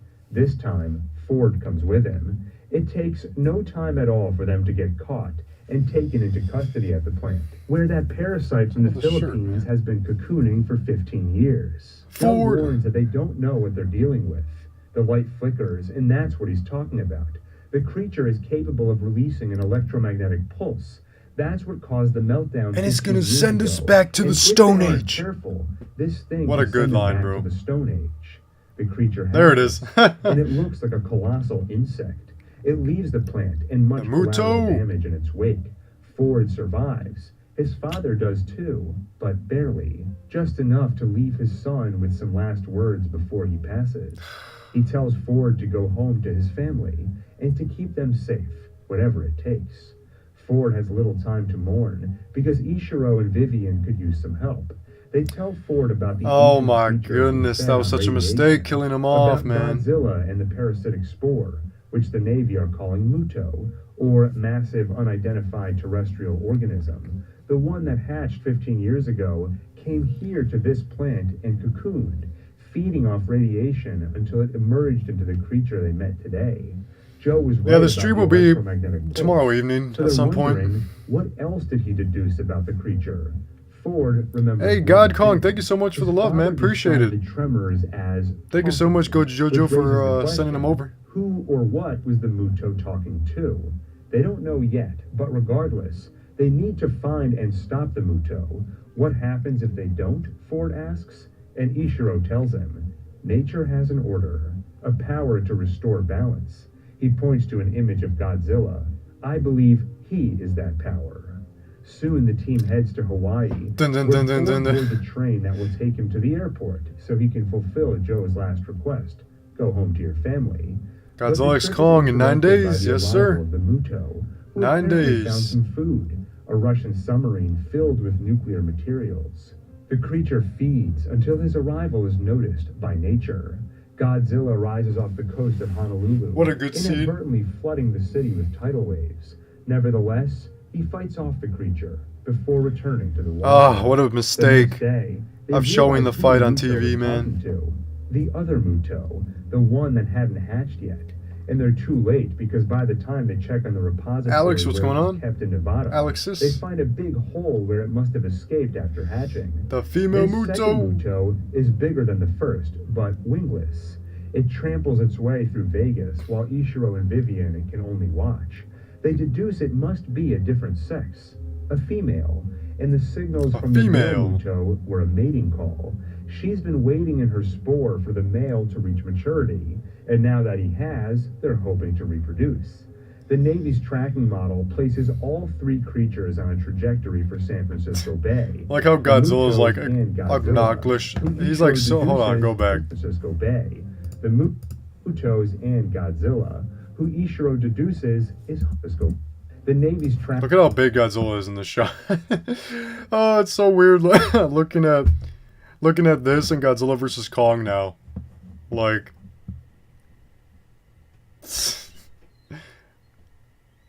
it's so weird, bro. Like, cause this is the same Godzilla that hopped on one of these aircraft carriers. I think it was this specific one right here. It might have been one of these. But it's just so funny. It's either a mistake on Legendary's part making Godzilla so big here, or it's a mistake on Legendary's part of making the ship small here. You know what I mean, chat? Like, that's just funny. Tracking model places all three creatures on a trajectory for San Francisco Bay. The Mutos and Godzilla, who Ishiro deduces is hunting them. In fact, he believes humanity's best bet is to let the lizard fight this battle. We can't defeat them, but he can. The Navy disagrees. They'd rather wait for the creatures to converge, then drop a nuke on them. Though it'll be complicated. With the Muto's EMP ability, remote detonation is impossible. They'll need to use analog timers. Ford volunteers to come along to lend his bomb expertise. Godzilla and 2014, get man, will always hold a special place in my heart. But it isn't that simple, because as they transport the Ooh. nukes on a train, the female Muto, already carrying offspring, intercepts them and eats most of the warheads. Despite the setback, they continue on. Jeez, I with forget how plan. big Muto, the Ford female Muto continues is. on toward home, where his family is already in grave danger. Elle has put their son on a bus to evacuate the city, while she waits behind, hoping for Ford's return. And that bus ends up on the Golden She was Gate gonna cry and Bridge, everything, man. directly in Godzilla's path. Sad. The Navy fires their missiles, and he stands to absorb the barrage, shielding the civilians on the bridge. But as the bombs keep flying, Godzilla eventually careens through the bridge, Where just as Sam's bus speeds past the carnage to safety. Meanwhile, Ford and the team's second attempt at getting a nuke where to the bay is the fails. The male dang? Muto Where's sets off the an Monarch EMP, Legacy Monsters part? stopping ships and sending jets crashing from the sky. And The male he Muto's grabs such the a nuke, cool bringing Titan, it to the man. middle of the city. A nuke which has already been armed to detonate in 90 minutes. Now they have a new mission: parachute into the Muto's nest and defuse their own bomb before it goes off in the middle of San Francisco, killing thousands. They land in a city-turned-war zone as Godzilla meets the male Muto in battle. They avoid the fighting gods and find the nuke, surrounded by offspring preparing to hatch. There's no time to disarm. I just realized that some of the chat messages are not showing up on the screen. They're like frozen. Alright, we should be fine now. Guys, depending on who got invited to the movie premiere or not, we are going to see the movie in like 9 days. So, just remember that. We're all going to see the movie at some point. So, on the bomb, so they opt for plan B. Get it as far from the city as possible. They grab it and leave, but Ford realizes something. Those eggs are going to be a problem when they hatch. So, he torches them, which gets the attention of the Mutos, and it's just in time. oh my god, what a dark fight, man. Depending on which copy you have. Godzilla. The female Muto finds her burned eggs and turns toward Ford with intent to kill. But she's made a grave mistake. She left Godzilla alone. She gave him a chance to recover and unleash his atomic breath. It saves Ford's life, but the female Muto manages to survive too when her mate comes to her aid. She takes off after the nuke. Guys, Manages to survive. go back. Breath. It saves. When I watched when Godzilla 2014 was coming out, when Godzilla 2014 was coming out at the time, I was such a spoiled kid, man. I was, what, I think 11, 12 years old, and I even uploaded a reaction video to my channel of me watching, I think this was on Thursday, I believe, Thursday of May 15th, I believe it was Thursday, and somebody posted the atomic breath scene on YouTube, and what did I do? My 12, 11-year-old self took out my camera and said, I'm going to react to this, knowing that this was like the only, besides like one other scene, this was like the only atomic breath scene in the movie. So I reacted and spoiled myself with the atomic breath scene. I don't know why I did that. Ever since then, I never spoiled myself for like a movie. Unless it was like, I don't know, unless it was like a Japan movie that was coming out like a year from now, then I probably would have been like, I'm not going to wait that long. So I was like, man, like, I was like, okay. Do you plan on getting the Muto toys? Yeah, I definitely do. Definitely planning on getting the female Muto. My comic book store is getting the female Muto soon.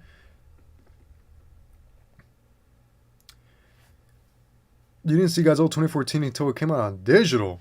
Oh, wow. Wow. Yeah, no, I just remember spoiling myself, man, with the atomic breath scene. I don't know why I did that. I don't know why I did that. Ford's life. But the female Muto manages to survive too when her mate comes to her aid. She takes off after the nuke, leaving the male in a one-on-one brawl with Godzilla.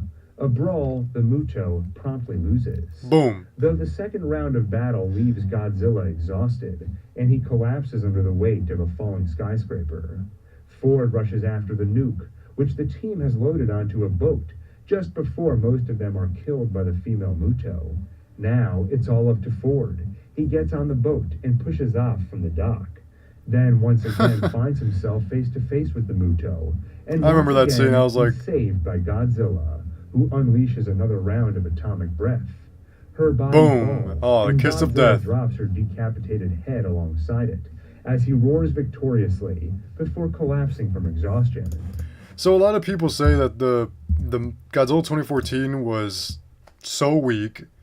A lot of people say that he's really weak because he came out of a long hibernation. I don't think that was the case, guys. Definitely the Muto EMP like abilities definitely had Godzilla more weak a little bit. It wasn't because Godzilla 2014 was weak and slow because he came out of hibernation. It was definitely because the Muto's EMP attacks had a little.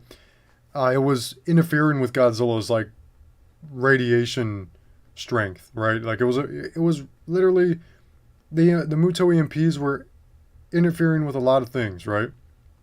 So it was a lot. All right, Nilo, thank you so much for joining. Thank you so much. Her body falls, and Godzilla drops her decapitated head alongside it as he roars victoriously before collapsing from exhaustion. Ford Yeah, the Godzilla 2014 movie is pretty good. To an armed Such nuclear a warhead underrated 5 film. minutes from detonation, he closes his eyes until a bright light shines above him. A rescue helicopter Godzilla's breath, man. takes him to safety while the nuke detonates far from any civilians. When the sun rises, Ford reunites with his son and wife, and Godzilla wakes. He roars to the sky before returning to sea, crowned by the public as savior of their city and king of the monsters. Wow. But G-Day, Who knew that would be the next next title does not for the next end movie for happily Godzilla? everyone, including a teacher named Kate who lost a busload of students in the attack. And that's not where the heartbreak ends. 5 days later, her father, Hiroshi Randa, son of Bill and Keiko Randa, tells her to take care of her mother. There's something he has to do. And he disappears. A week later, she and her mom get a call from the state police in Fairbanks, Alaska, saying the bush plane he was on disappeared in a storm.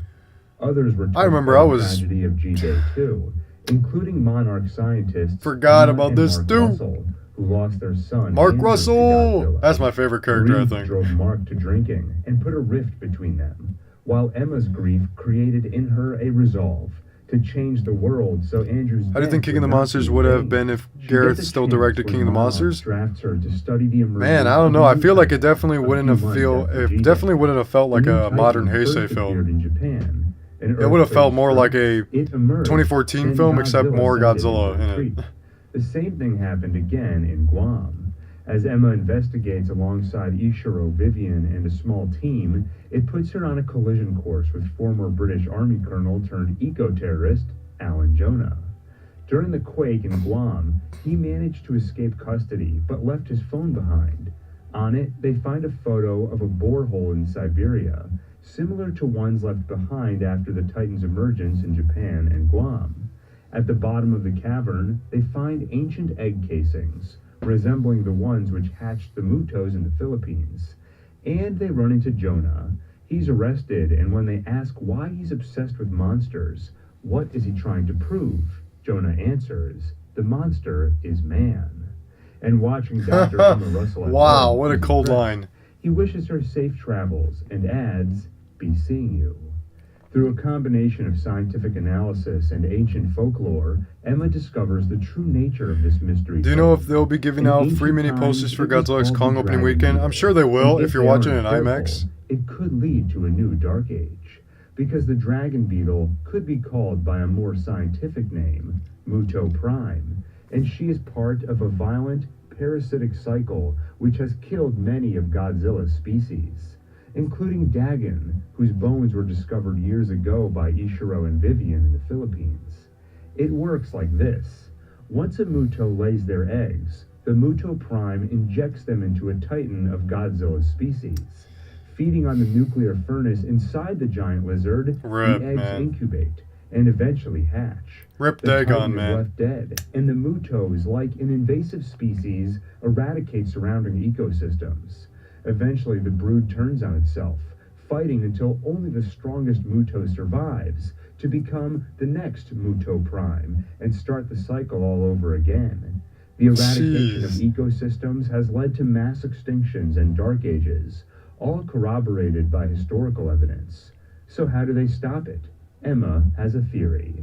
Ancient The Mutos folklore are so says cool, man. that I love when the Lord Mutos. of Thunder tires of drumming, the Dragon Beetle rises. Emma translates myth to science. When the Muto Prime injects the eggs, those eggs release a sonic pulse to signal they've been safely deposited. That Oh, is that a pulse pink tells Godzilla? her the job is done, so the Muto Prime leaves. If Monarch can mimic that sonic pulse, it will trick the Muto Prime into thinking she's finished. I would love to She'll see, back down, Kendall, I would love to see making it Muto an Prime in easy live fight action. for Godzilla.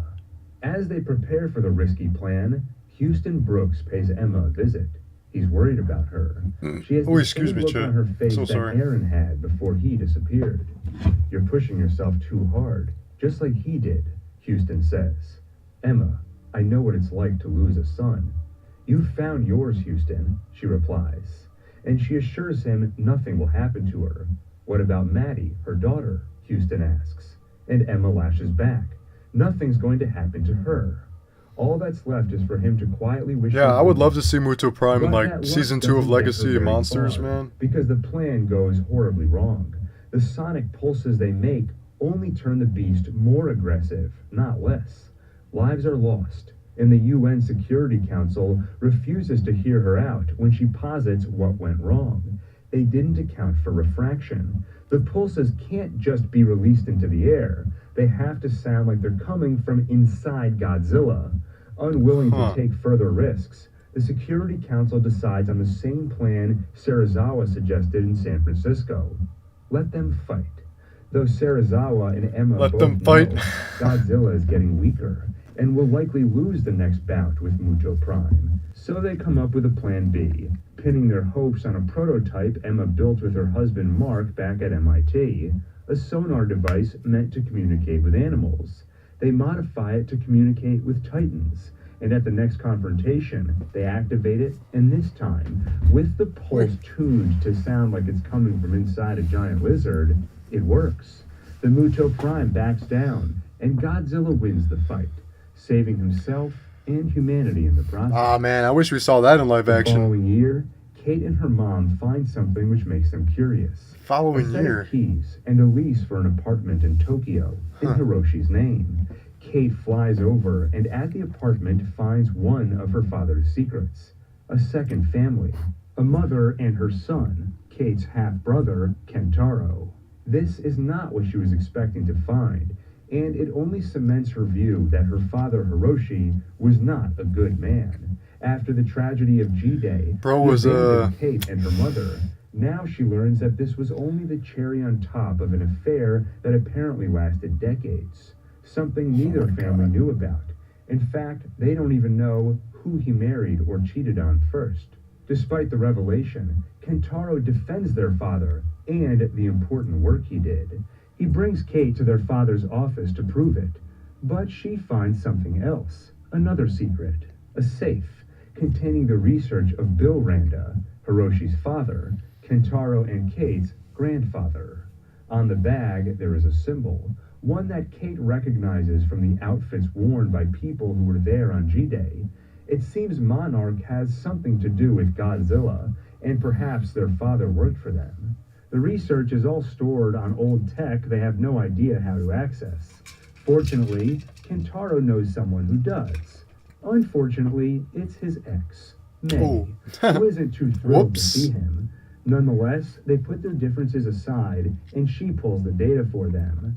They find a satellite map, like one that was in Hiroshi's office, and a photo of their grandmother, Keiko Randa, standing in Godzilla's footprint.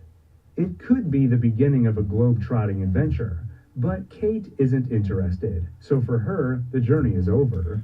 She I was prepares to head home so until she's frustrated this whole intercepted time by watching Kim this and Michelle, season. agents of I was Monarch, not alerted liking by this May guy cracking either. the encryption. She escapes their grasp, and by the time He was being she gets to annoying. May's place, finds the agents are already Kendall, you there. bought your tickets? So I'm May ready, and man. Kate I sneak bought in my tickets together. last week. At Kentaro's home, the boy finds a photo in his father's things of a man named Lee Shaw. See you His mother tomorrow. tells See you in him the that next stream, Hiroshi calls him Uncle Arnold. Lee. When the Arnold. Monarch agents arrive demanding Kentaro hand over Bill's research, Kentaro's mother tells him to comply, then quietly hands him the photo of Lee, a silent message to go find him. Kentaro pretends he's going to grab the research, but instead escapes. He reconvenes with Kate and May. Then together, they find an older Lee at a retirement home. Heck Though the yeah. hidden cameras and ankle bracelet tell a different story. Lee is clearly a prisoner here. He tells them that he doesn't buy the story of their father disappearing without a trace. Hiroshi is out there somewhere alive. And if they help Lee escape this place, he can help find him. He cuts the ankle bracelet, giving them 60 seconds to decide before they're swarmed by guards. They opt for escape and begin their search in Alaska, where Hiroshi's plane went missing. And they get there with help from an old friend of Lee's in South Korea. The fact that they did that, He man. lends them a plane and flies I'm gonna with be them cheering to in that Alaska, theater. where I'm they be find cheering the in that wreckage theater of too, Kendall. Hiroshi's plane. Inside is a body, but not his. He could still be alive.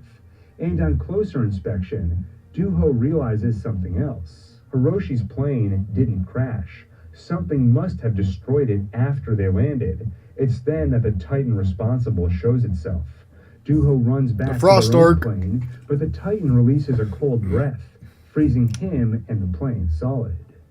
The others run for cover, and when May's foot Man. lands in a cold puddle, the group is left with a new ticking clock. I was so Find sad that he help died. before Not sad, but I was hypothermia just, kills I her. felt bad. But out here, where can they find help? Kentaro spotted a man-made structure when they flew in. They should head there, he insists.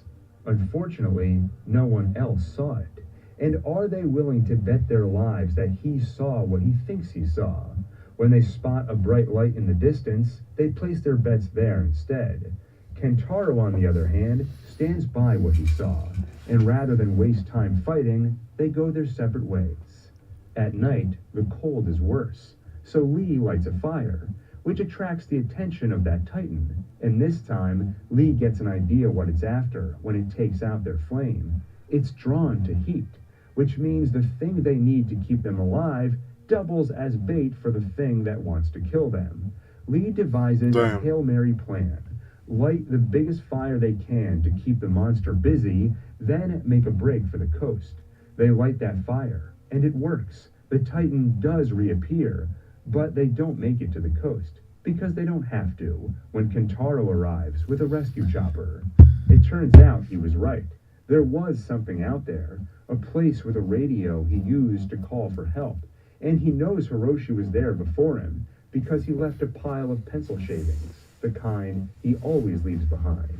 On the way to safety, And those they look pencil over the shavings frozen didn't- tundra and see a beam of light streaming. They from a hole in the didn't ground. disappear none. And they arrive at their destination. They didn't blow away into a the Monarch wind. outpost where Tim greets them.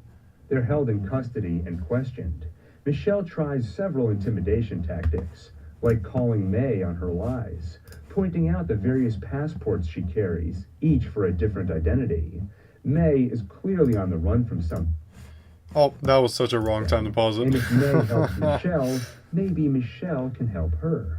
They get nowhere, and Michelle reports to her boss, Deputy Director Verdugo, that the Randa kids don't know anything. Tim disagrees. These I children appreciate you, should Bob carry Studios. on I their appreciate it, man. legacy I appreciate and all of you help guys that are Monarch. still watching. They Appreciate it, decide really. to let the kids go on a long leash and see where they lead. The next step of their investigation takes the I can't kids believe to that this show Hiroshi's went other that this office, direction. Like, where they find we're on a a world map basically with a path hunting drawn. these Kentaro teenager gets an idea. these teenage There kids was a down. similar map in the rescue data files which had points on it. When he projects those Guy- points onto the world Guy map, COX, they do all you land think on the anybody fact. anybody's from And they Monarch Legacy of realize Monsters going to make a these cameo in points are Godzilla the X Kong? places Hiroshi is I hope visiting so. along I that kind of hope map. so. I would like to see There are some the of these places he characters already in went, Godzilla San Kong: New Empire. Francisco and Alaska. Then there's the place he's going next, the Sahara Desert in Africa. Meanwhile, Lee's been enjoying his interrogation at the hands of Verdugo. She gets nowhere, while he explains why he decided to escape after G-Day. Monarch had 60 years to prepare for that day, and ultimately Right. did what they do best, nothing. The best plan they could come up with for dealing with Godzilla and the Mutos was let them fight.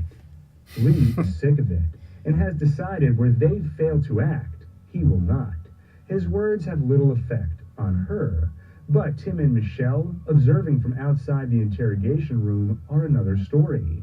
They begin to wonder if maybe he's right.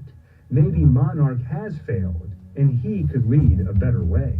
During Lee's next transport, What time does my Michelle live stream brings start some tomorrow? crazy to his Probably car. somewhere around 5 p.m. to Monarch's 6 been p.m. picking up Central signals tomorrow. all over So the around world this time that tomorrow. another major emergence is coming, something much bigger than G-Day. She no longer believes they will do anything to stop it, but maybe Lee Shaw can. And to her, it's Maybe if there's the personal, next movie because confirmed, she we'll lost her see these sister in characters the make a war, crossover. Sandra, Joe I would like Biden's for wife. all these characters And in she the knows where the monsterverse to kids are make like a going next, crossover at some way. because May took her up on that offer in the interrogation room. Do I have any She X told Plus Michelle where they're figures? I do. Well, I have. Let me see. Hold on. Before I even show, I have one, two, 3, 4, 5.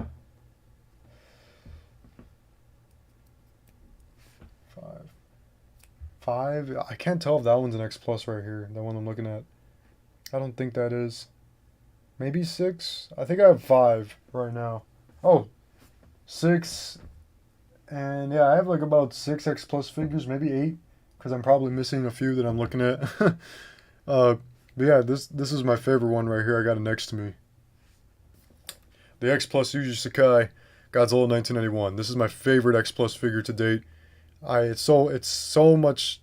It's my favorite that it's right next to me on my desk. Such a great figure. This figure's amazing, chat. I love this one. So this figure's amazing. This is my first X Plus figure as well. I just love the stance of this guy. Like, look at that pose, man. Look at the sun's glaring at him a little bit. You guys can see that? See, oh look, he's gonna have atomic breath. Yeah. So yeah, this figure is definitely my favorite X Plus figure to date. Almost knocked down a bunch of my stuff, but we're chilling. We're still chilling. So you're getting the Cybok Godzilla 1984 -1 for my first 2. Heck yeah. No, I'm getting the -1 for sure. The standard one, so it can go with my X Plus Godzilla the Ride figure. That's just gonna be so cool having those two next to each other. In the hopes of getting a clean slate when this is all over, Lee and Michelle find them at Kate's mom's house, and at Lee's insistence that Michelle is on their side, they all head to the Sahara Desert. May was my least favorite character. Hiroshi in the distance. That was such a good moment, though. That right there was so He good. frantically waves for them to leave, just before Godzilla shows up. They all barely survive the encounter, and before the Titan leaves, he looks at Kate with something in his eyes. Intelligence and recognition. Afterward, Hiroshi is gone, and Kate disagrees with Lee on what to do next. He insists on continuing to follow the points on Hiroshi's map. Why? Kate asks. They can't kill Godzilla, but that isn't what Lee wants to do. He wants to help Godzilla. They can come with him and he'll explain everything, or they can go their separate ways. Kate opts for the latter. But their journey is far from over. At the airport, May's past finally catches up with her. Before Kentaro met her, she went by her real name, Cora, and she worked for a company Cora, I was with not experimental interested technology. in this character at When all. she discovered they were performing unethical animal experiments with cybernetic neurointerface units, she destroyed their research and went on the run. Now they've tracked her down and kidnapped her. Also, executive Brenda Holland can make a proposal. They could involve the cops and have her arrested for what she did, or she can become their spy, continuing to work with Monarch while feeding info back to AET, because AET could learn some incredible things from Titans, much more than from ordinary animals. Meanwhile, when Kentaro and Kate search for their missing friend and bump into Tim, who apparently also survived the encounter with Godzilla, he wants their help finding Lee, but they refuse unless he helps them find May. They soon locate her honestly, at bro, AET, like, and Tim tries to free I them was by not setting off a citywide interested in the Cora character at However, all. Her Brenda right there, can Cora, tell I the was not. alarm, so she continues holding May. All Oh my, Tim accomplishes May, is Cora. seeing the public. But it does get Brenda's attention, and she invites them in to see May, who confesses the truth to her friends about what she did, how she's been on the run, her real name, and how she gave up. I was like, I don't care. That's what I was like. I was like, I don't care. Like, this is not. She tells Brenda, no deal. Oh She my won't God. be their spy, even if that means going to prison for destroying their research.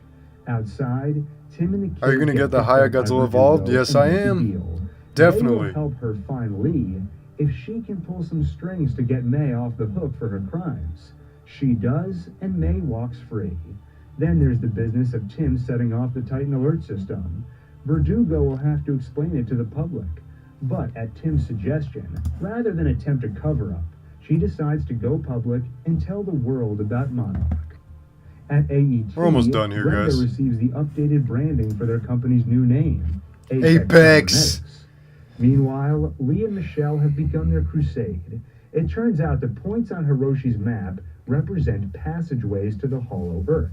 In Alaska, that beam of light was from one of those passageways.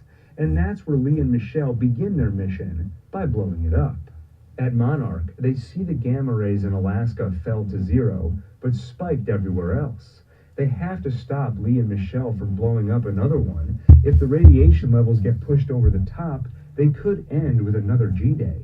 Kate, May, and Kentaro work with Tim to try and find him. They work Ultimate out of Gigantic North Zilla, what's going on, Monarch man? office, the place where years ago, Oh, we're just Bill came up with the theory of watching this video by One Take on YouTube, complete Godzilla x Kong Monsterverse timeline. We've been watching this. We got like I think 30 minutes left of it. So a hollow Earth. And Kate finds a report on Keiko Randa's death. It happened in Kazakhstan, one of the places on Hiroshi's map. Kate figures that's where Lee is heading. His crusade is partly sentimental, so he'll likely want to go where he made his greatest mistake, a place where maybe he can find redemption. They do find him there, well-armed and in control. He agrees to speak only to Kate, and he tells her why he's doing all this. She saw the look in Godzilla's eyes. The Titan is a thinking being who knows what he's doing. He knows there are two worlds, one for humankind and the other for Titans. Godzilla is just trying to keep them separate and safe. Lee intends to help by sealing every passageway between them. But Kate asks, what if he's making things worse? After all, Monarch's data suggests that's exactly what he's doing. Every time he closes a passageway, it spikes the gamma radiation everywhere else. man, But I Lee won't hear it. Monarch was always cherry picks data, and this isn't about data. It's about belief. and it was atonement. He pain sets sitting the through bomb Monarch to Legacy of detonate in 2 Monsters. minutes. Most of them get out. Like especially in the But May middle. falls into the portal. Oh my gosh. Kate almost gets dragged in too, until Lee grabs her hand and falls into it with her before the building collapses. Kentaro wakes up. That was such a weird fall. Like that looks so weird. But he refuses to accept it and heads to his father's office in search of clues. That's where their reunion finally happens. Hiroshi shows up, wanting to speak with his son and daughter, but Kentaro tells him that he's too late. His infidelities and crusade have cost him more than he realized, because following his trail in search of answers cost Kate her life. Hey, in Video And Imagination why 49, I has Hiroshi done all appreciate this? the love, He's man. come a Thank long you so way much. from 1982, when he told Lee that Bill Randa was crazy. After Yeah, he did, Metro Hiroshi became Metro obsessed with Police, it proving was, his right? parents were right, that they did not die in vain, that there are in fact passageways leading to another realm where Titans come from. And though they don't know it yet, that's where Kate, Lee, and May are now, trapped in the same place Lee visited years earlier. Axis Mundi, a place between heaven and earth, an interconnected realm between the worlds of humans and Titans, a place where time moves differently. A few days trapped could mean missing decades in the world above. Lee and May find each other and search for Kate, who is alone until she finds another survivor, her grandmother, Keiko Randa. That was such a alive great all moment, the though. time. This was so good. Awesome.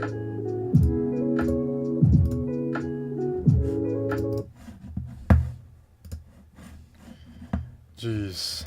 Gotta love it. Gotta love it. They soon find May and Lee, but he doesn't let Keiko see him This yet, was so sad, because too. he knows the moment she does, she'll know that while to her it's only been 57 days, in truth, she's lost 56 years of her life. He'll have to tell her that Bill is gone, driven to obsession after thinking he'd lost her. He'll have to tell her that her son grew up without a mother. And soon, he does tell her all of these things, and both their hearts break. But Kate at least assures her that her son Hiroshi is okay. She knows this because Hiroshi is her father, and she is Keiko's granddaughter. After the tearful reunion, Keiko takes them to Oh the god, bro. I think I got chills simulator thinking of that whole Houston, scene, man. which she's reconfigured to send out an SOS signal. Yeah, Simply we're still Monarch streaming picked up, tomorrow, but Chad, don't worry. against Tim's insistence, Ultimate Gigantic Zilla, we're Verdugo streaming had chosen tomorrow. to ignore it. The Live weekly possibility of Wednesday. a survivor in the Hall of Earth is low on the priority list in the face of gamma spikes around the world, telling of a potential emergence. Monarch will not help them, so Tim quits Monarch and instead turns to Kentaro and Hiroshi. But in that That's other crazy realm, they quit. they know the longer they wait, the more time they lose. So Lee suggests they find their own way out. He asks Keiko to revert the machine back to its original configuration, to call for a Titan, and they find his old pod, the one that crashed in 1962. The That was a plan? sad moment, Lee realizing takes all the place time that the she lost, but same way amazing Lee performance did from the Agent, actress. Oh by yeah. following a Titan. They connect the machine. So great make the acted. That was call, so and much an ion dragon goodness of it. answers That But was at the great last acting. moment, the wire comes loose. Of course, Lee doesn't hesitate. He does his job, protecting the ones he loves. Outside the vessel, he moves fast, but the dragon is faster. They aren't going to make it. Until rescue, not from people or Monarch, but from the king of the monsters himself, Godzilla. Boom! Lee reconnects the wire, while Godzilla takes out Bro, the that was dragon such a and tosses great him into scene, the Chad. Go back. opening the wire, while Godzilla Nah, takes nah, first nah. himself, Godzilla. Lee reconnects the wire. Bro came out standing on business, bro. Chat, like, Godzilla came out of that portal like death from Puss in Boots, bro, and was like, nah, that Iron Dragon ain't all that. Time to show this guy what real fighting is about. Like, bro came out with no hesitation. He wanted to stand on business so quickly. Bro, like, yeah, this was one of the coldest entrances of Godzilla ever put to screen, bro. Like, this was so good. I was like, oh my god, that's beautiful. It's so weird seeing Godzilla come out of a portal like that, though. Lewis, can you believe we're 9 days away from the 5th Monsterverse movie? Yes, the best scene, Nilo, I agree. The king of the monsters, yes. My god. While Godzilla takes out the dragon and tosses This was it such a into cool the fight, too. passageway, opening a vortex. The vessel flies toward it. Lee chases after them and grabs hold of Keiko's hand, but he knows it's too much weight. He knows that he won't make it, so he lets go. Lee Shaw does not make it home, but he does find out solution, because Kate, May, and Keiko get through that portal, and they do make it home. Though things have changed. Little time has crazy, passed bro. for them, but on the surface, it's been 2 years. And in that time, Hiroshi, Tim, and Kentaro had few options for the help they needed without Monarch. In their desperation, Oh, that's... they turned to Brenda Holland. at Bro, Apex. go back. That scene... Without Monarch. This scene, bro, almost... Oh my god, bro. Made me tear, bro. This scene was so sad, but so satisfying, bro. Like, this was the best emotional scene in the Monsterverse so far. This scene was like, oh my god, when he said, Mama, like, bro, that, like, God, and seeing her reaction, bro, at the same time, bro, that was, oh man, it's enough to make a grown man cry. Oh my god. 10 days away from the 5th Monsterverse movie, heck yeah, heck yeah. Yeah, this scene was so, like, they did not have to make the scene so sad, man. Like, this is definitely the best emotional moment in the Monsterverse right here. This was it. In their desperation, they turned to Brenda Holland at Apex Cybernetics. That's Boo. where they are now, one of their research centers on Skull Island, and King Kong is nearby. His proximity sets off I the went alarm, so and the crazy. group runs inside for cover. I went so crazy when Kong showed up on the screen, man. I was like, what the? I was like, what? Like, I was not expecting this at all. I yelled and cheered. I was like, what the? Like, cause like, I don't know. Like, I know it's not like a Godzilla. It's not a Godzilla show. It's a show following Godzilla, but I guess it is a Godzilla show. But it's It's a Monarch Legacy of Monsters show, so it's just a Monarch show. It's a show about the whole organization called Monarch, right? We were expected to see Godzilla. I was not expecting to see Kong in this show. Yeah, I was not expecting this at all. Like, seeing Kong, bro, I was not expecting it. I was like, what the heck? Like, we might get another ad here in a second, actually. 2 years later, the next G-Day will come. Though the world is still recovering from the last one, Mark Russell has given up drinking, but is still estranged from Emma. He's a and their photographer daughter now, like me. Madison. Emma, on the other hand, has continued work on the prototype, Yeah, which saved it sucked when Godzilla Lee from died. Muto Prime. She calls it the Orca, and now it's sophisticated enough to communicate with all manner of Titan, even controlling their behavior. So far, it shows promise. When a Titan they call Mothra is birthed, and the containment field breaks down, Emma cows her by playing an alpha frequency. But Titans are not the only thing Mothra they have to larva. contend with. There are also people. In this case, a group of eco-terrorists led by Two someone kings in Emma's one mentor, iconic episode, British yeah. Army Colonel Alan Jonah. They kill anyone between them and the Orca, then take it and kidnap the one who knows how to use it, Emma, along with her daughter. Serizawa and Graham know their best way of finding them is tracking the Orca, and they know the best way to track it is by recruiting the man who helped build it back at MIT, Mark. Mark They show up on his Russell! doorstep and tell him what happened. One of my favorite characters in the span of one Monsterverse. Conversation, he learns Emma repurposed their machine to play God with Titans. Hey, the and that his endgame daughter was cabin. kidnapped. As they head for a Monarch outpost, Mark's bad day gets worse when he learns about the 17 Titans they've discovered since Godzilla's emergence, Jeez. most in deep hibernation. If it were up to Mark, they'd all be executed, but Serizawa believes that some are benevolent. He and Emma have always believed the best path forward for humanity is coexistence with Titans. Mark is skeptical, but to find his family, of course, he'll cooperate.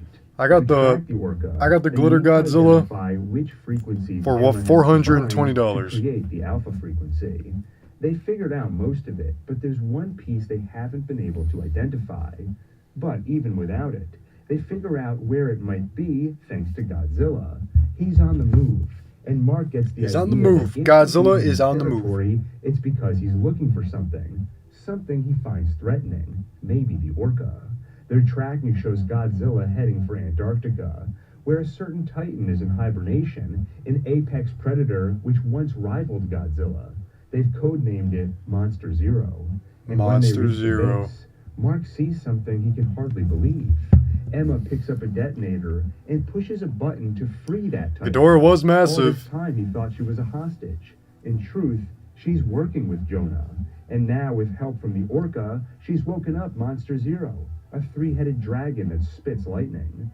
Godzilla meets it head-on, but Monster Zero is powerful, even dodging Godzilla's atomic breath, while responding with his own gravity beams. Godzilla is knocked off the That earth, atomic and breath during scene the is so chaos, good, bro. Mark gets tangled in the wires of a downed aircraft. Brum, brum, Dr. brum, Vivian brum, Graham brum, runs brum, back to brum. free him at the cost of her life. She's swallowed before the rest of them escape on Monarch's massive ship, the USS Argo. Damn. In the aftermath, Emma explains herself. In the past 5 years, she realized something. Humanity is an infection, and Titans are the cure. Her research shows that where they go, soil is replenished, vegetation grows, and nature flourishes. By waking them all, I can't wait to see Mothra too, man. It's it's gonna be so nice to see Mothra again. But those who survive will thrive in coexistence with Titans, just as humanity Biollante? once did long ago, when these first gods ruled over a natural, forgotten order. Mark accuses her of meddling with forces beyond our comprehension and gambling with the lives of billions. His words do nothing to stop what happens next. Emma wakes the fire demon Rodan from a volcano near the village of Isla de Mar, Rodan! condemning its residents to death. But Mark has an idea. They did Rodan so good in Monster that in God's Zero's Looking on at the way. Monsters, man. Maybe Michael they can Dougherty did it draw right, Rodan man. away from the island and into a brawl with the apex predator. It costs them a squadron, 12 lives, but it works. The two titans fight until Monster Zero claims victory over the fire demon, then turns its sights on Mark and the others on the Monarch craft, until Godzilla gets a hold of his rival. Yeah, the King of the Monsters theme was so peak, bro. It is still so peak to the day, till this day. The area because the U.S. military is about to deploy a prototype weapon. He's looking at the camera like, yeah, I'm doing this. Kill all life forms in a 2-mile radius. The Bob bomb Studios, I lands, appreciate you, and man. both Appreciate it. titans fall. They check Godzilla's vitals. They are fading. Next movie, we As need one Rodan half back evolves, since we have Mothra another back. takes its place. Monster Zero Ghidorah's so rises big, to bro. the Look at water, that. minus one head, which it promptly grows back. And with all 3 heads intact, it makes a call heard around the world, proving Mark right. Emma is dealing in forces beyond her control. She hoped to wake the Titans methodically, one at a time. I love Inbox Elements because it has Awesome. everything I need in one place. It has videos. Awesome. But Great. Monster Zero has decided to wake them all at once. What follows is the greatest disaster in human history. Monsters attack. What's around going the on, world Mess in what Productions? Many are calling the rise of the Titan. Behemoth! Meanwhile, Serizawa and the team recuperate after their run-in with the 3-headed Yeah, dragon. Rodan versus Ghidorah They was... wonder how the That was so monster cool, because that was our able to first survive without Rodan oxygen. versus Ghidorah fight It ever in defies the natural franchise. order. And that's it. Like, one-on-one. Monster Zero is not No part Godzilla, of no nothing. Earth's natural order. Ancient folklore tells of a dragon who fell from the stars. Today, we would call it an alien creature. Back then, they called it Ghidorah. But as the world falls into chaos, Skilla! there is hope.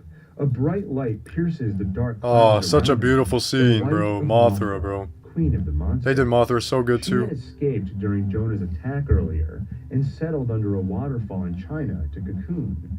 Houston Brooks and a small team were monitoring when she emerged, but thanks to the chaos spread by Ghidorah, they'd lost contact and couldn't let the rest of Monarch There's the know Mothra she was twin. coming. Either way, she's Dr. here now Lang? and sends out a call to her king, and Godzilla replies. Yes, He is yes, alive, yes, but Queen. just barely. Maybe they can help, Mark suggests. We got King of the Maybe they can Monsters, find him and Godzilla set off some Dominion, nukes. The Kingdom radiation Kong, should restore his Godzilla power. vs. Kong, And what's like that, next? Mark So we have finds 4 more himself sections fighting here. for the life of the thing which took his son. First, they have to find Godzilla. Following Mothra's signal, This leads Mothra to was an so goated, underwater yeah. vortex which pulls them in. Where did all It the takes heads them go to a of King place of most consider theoretical. go on King Though of the King of the Randa Monsters believes in from it, King Ghidorah? Houston Brooks Gangster, what's going on? substantiated it. Lee Shaw, Keiko Randa, and a few others have even visited its outskirts, Access Mundi. But now, for the first time, they go there, the Hollow Earth. Inside, they find an ancient sunken city, a place filled with statues and temples from a time when humans and titans lived symbiotically. There are drawings of Godzilla protecting the people, and inside the temple, they find Godzilla himself. It's a sight to behold. And good night, Grace. But now they have more pressing matters. The unexpected trip into a new world was a bumpy one. It fried their weapons systems. They can't launch the bomb. In seconds, Serizawa... Yeah, the head's definitely disintegrated. He'll carry the bomb to Godzilla himself, fully aware the radiation and heat outside will make it a one-way trip. He leaves the ship, and minutes later, puts a hand on the old god. Before the explosion takes him, Serizawa has just enough time to say goodbye to his old friend. That was such a And they sad aren't the scene, only bro. ones fighting for humanity. Back on the surface, The fact that we're the losing Titans him. have all simultaneously stopped their aggression, all thanks to Madison. She stole the Orca, took it to Fenway Park, and used the speakers to send out a calming frequency. During this temporary reprieve, Godzilla rises, ready for another round with an alien. He takes off, and Mark realizes something. the missing frequency used by the orca. They thought it was another Titan, but now he knows the truth. The missing piece is us. Emma combined two frequencies to create the ultimate apex predator, Godzilla and human. It's a realization that comes just in time, because Godzilla and Ghidorah are following the orca's call somewhere in Boston. With this missing piece, Mark helps them pinpoint exactly What a where. goated And movie, then, bro. following Sarazawa's way, they Godzilla will King of the wrap Monsters up is the so monster peak, I don't care what fighting anybody battle on says. humanity's behalf. But this time, It's just a Mark modern says Heisei movie. humanity will join the fight.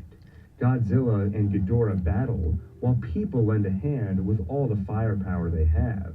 On the ground, I love how the Emma humans finally breaks take the Godzilla's donut side in that into movie. It's two. so great. She was okay with tamping down humanity to save the natural order, but as things are going, it'll be an all-out extinction, acceptable to Jonah, but not to her. She leaves the ex-colonel and joins Mark in searching for their daughter. They find her. The Ghidorah remains reminds you of Mecha King Ghidorah, yeah. Godzilla above the clouds and drops him. The king hits the ground hard. It seems Godzilla has lost this fight. Will we ever get a except he has some help. will we ever get a Mega King Ghidorah since we have a Mecha Godzilla? So yeah, I mean a Mecha King Ghidorah, Mega Ghidorah from the Playmates line. But yeah, I mean Mecha King Ghidorah, Mega Ghidorah, whatever. I know what you're talking about.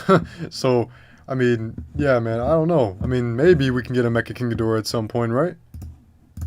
Help his queen, Mothra. Oh my god, Though this she scene, was bro. badly wounded after a bout with Rodan, and with her remaining life, she flies above her fallen king and takes a burst of lightning from all three of Ghidorah's mouths. They The spoiled queen of that the in the monsters trailers dies, too. I can't believe but it. allows her life Jonathan energy Bees, to what's going on? flow into her king. It's a day for sacrifices. Vivian Graham, Ishiro Serizawa, Mothra, and now it's Emma's turn.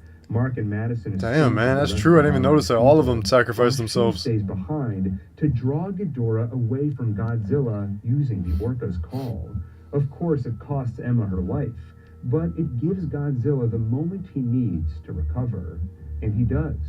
Once his radiation reaches critical mass, Man, he burning takes Ghidorah Godzilla. to a couple rounds of thermonuclear detonation. When the explosions clear and the Godzilla is dragon's such a head menace, hangs bro. from his mouth, Godzilla disintegrates it in a final release of atomic breath. Oh god. Finally, Godzilla stands victorious This as scene, the other bro. Titans arrive and bow before their king.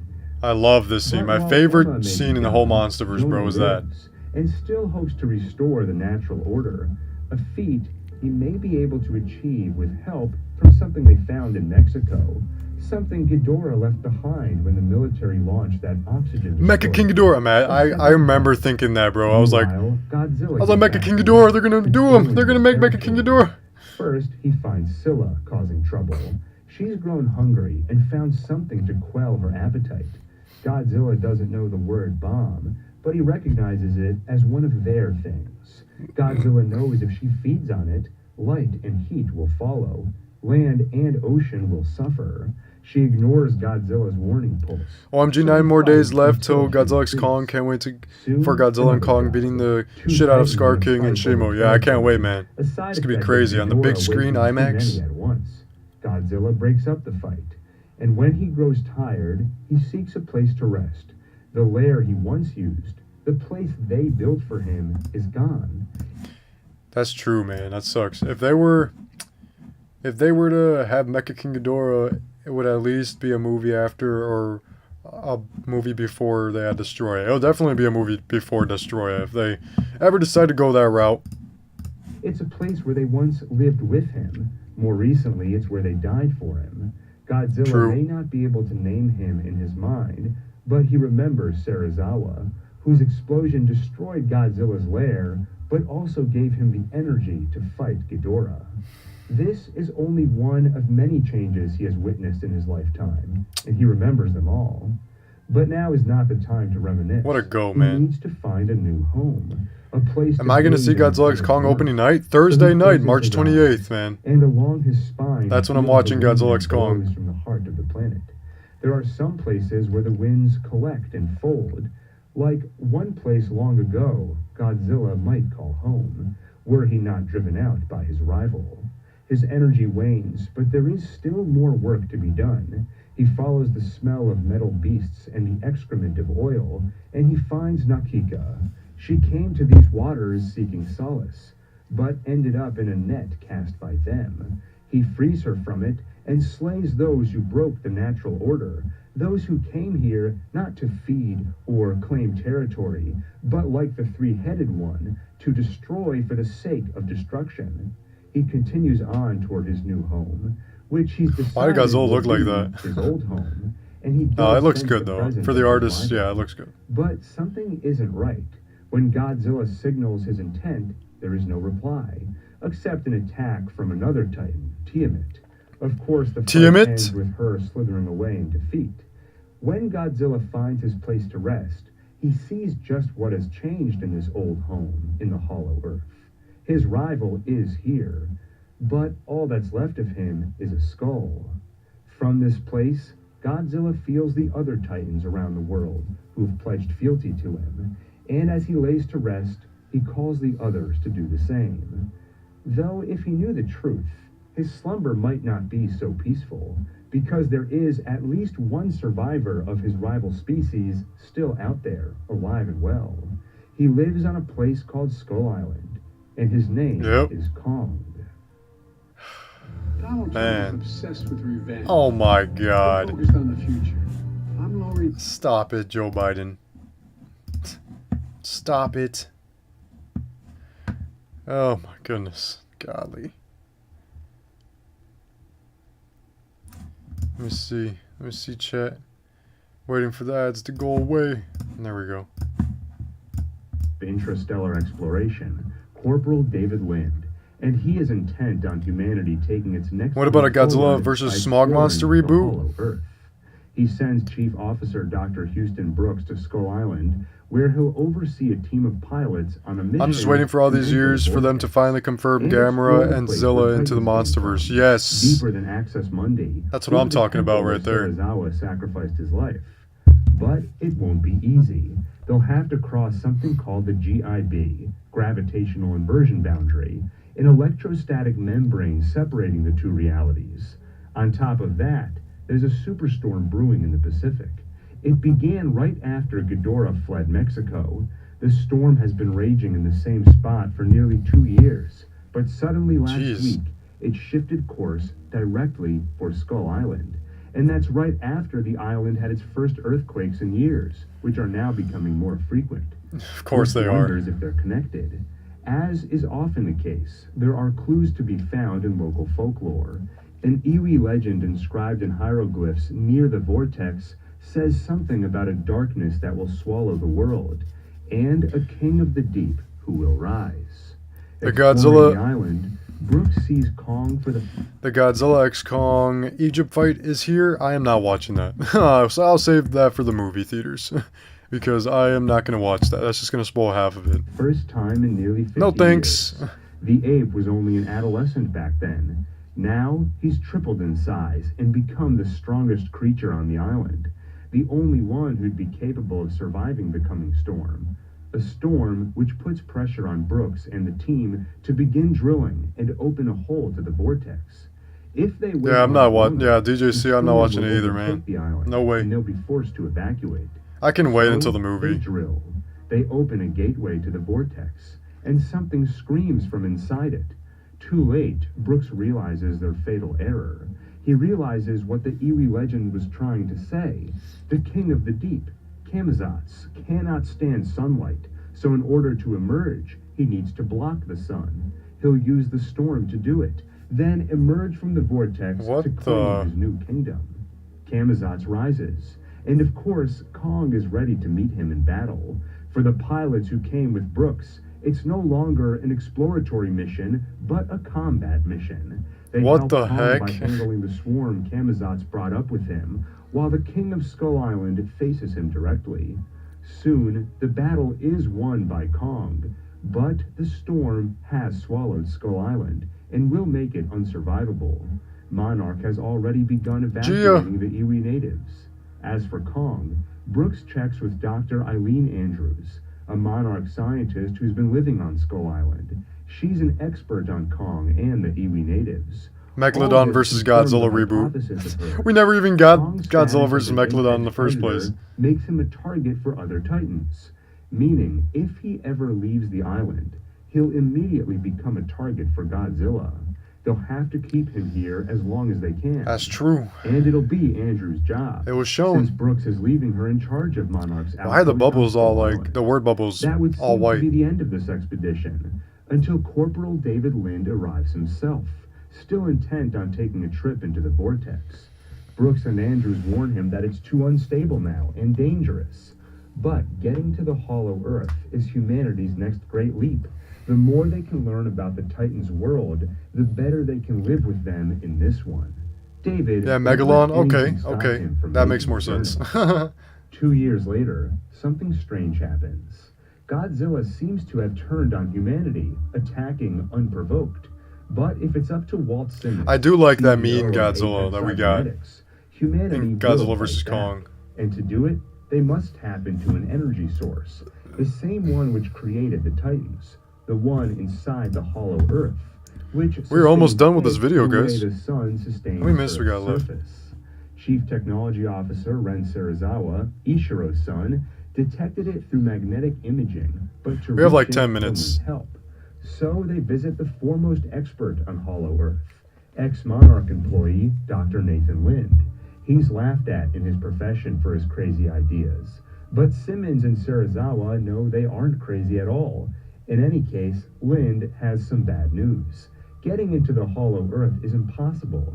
His brother David tried, and got himself killed by the gravitational inversion which occurs at the threshold, crushed by an entire planet's worth of gravity. That would have been cool if we saw a which flashback reversed to that, in like an split actual second. one. But with Apex's help, that won't be a problem, because they've developed a powerful craft which can withstand such a force. The Now heat. the only question is, how do they find the right entry point and the energy source?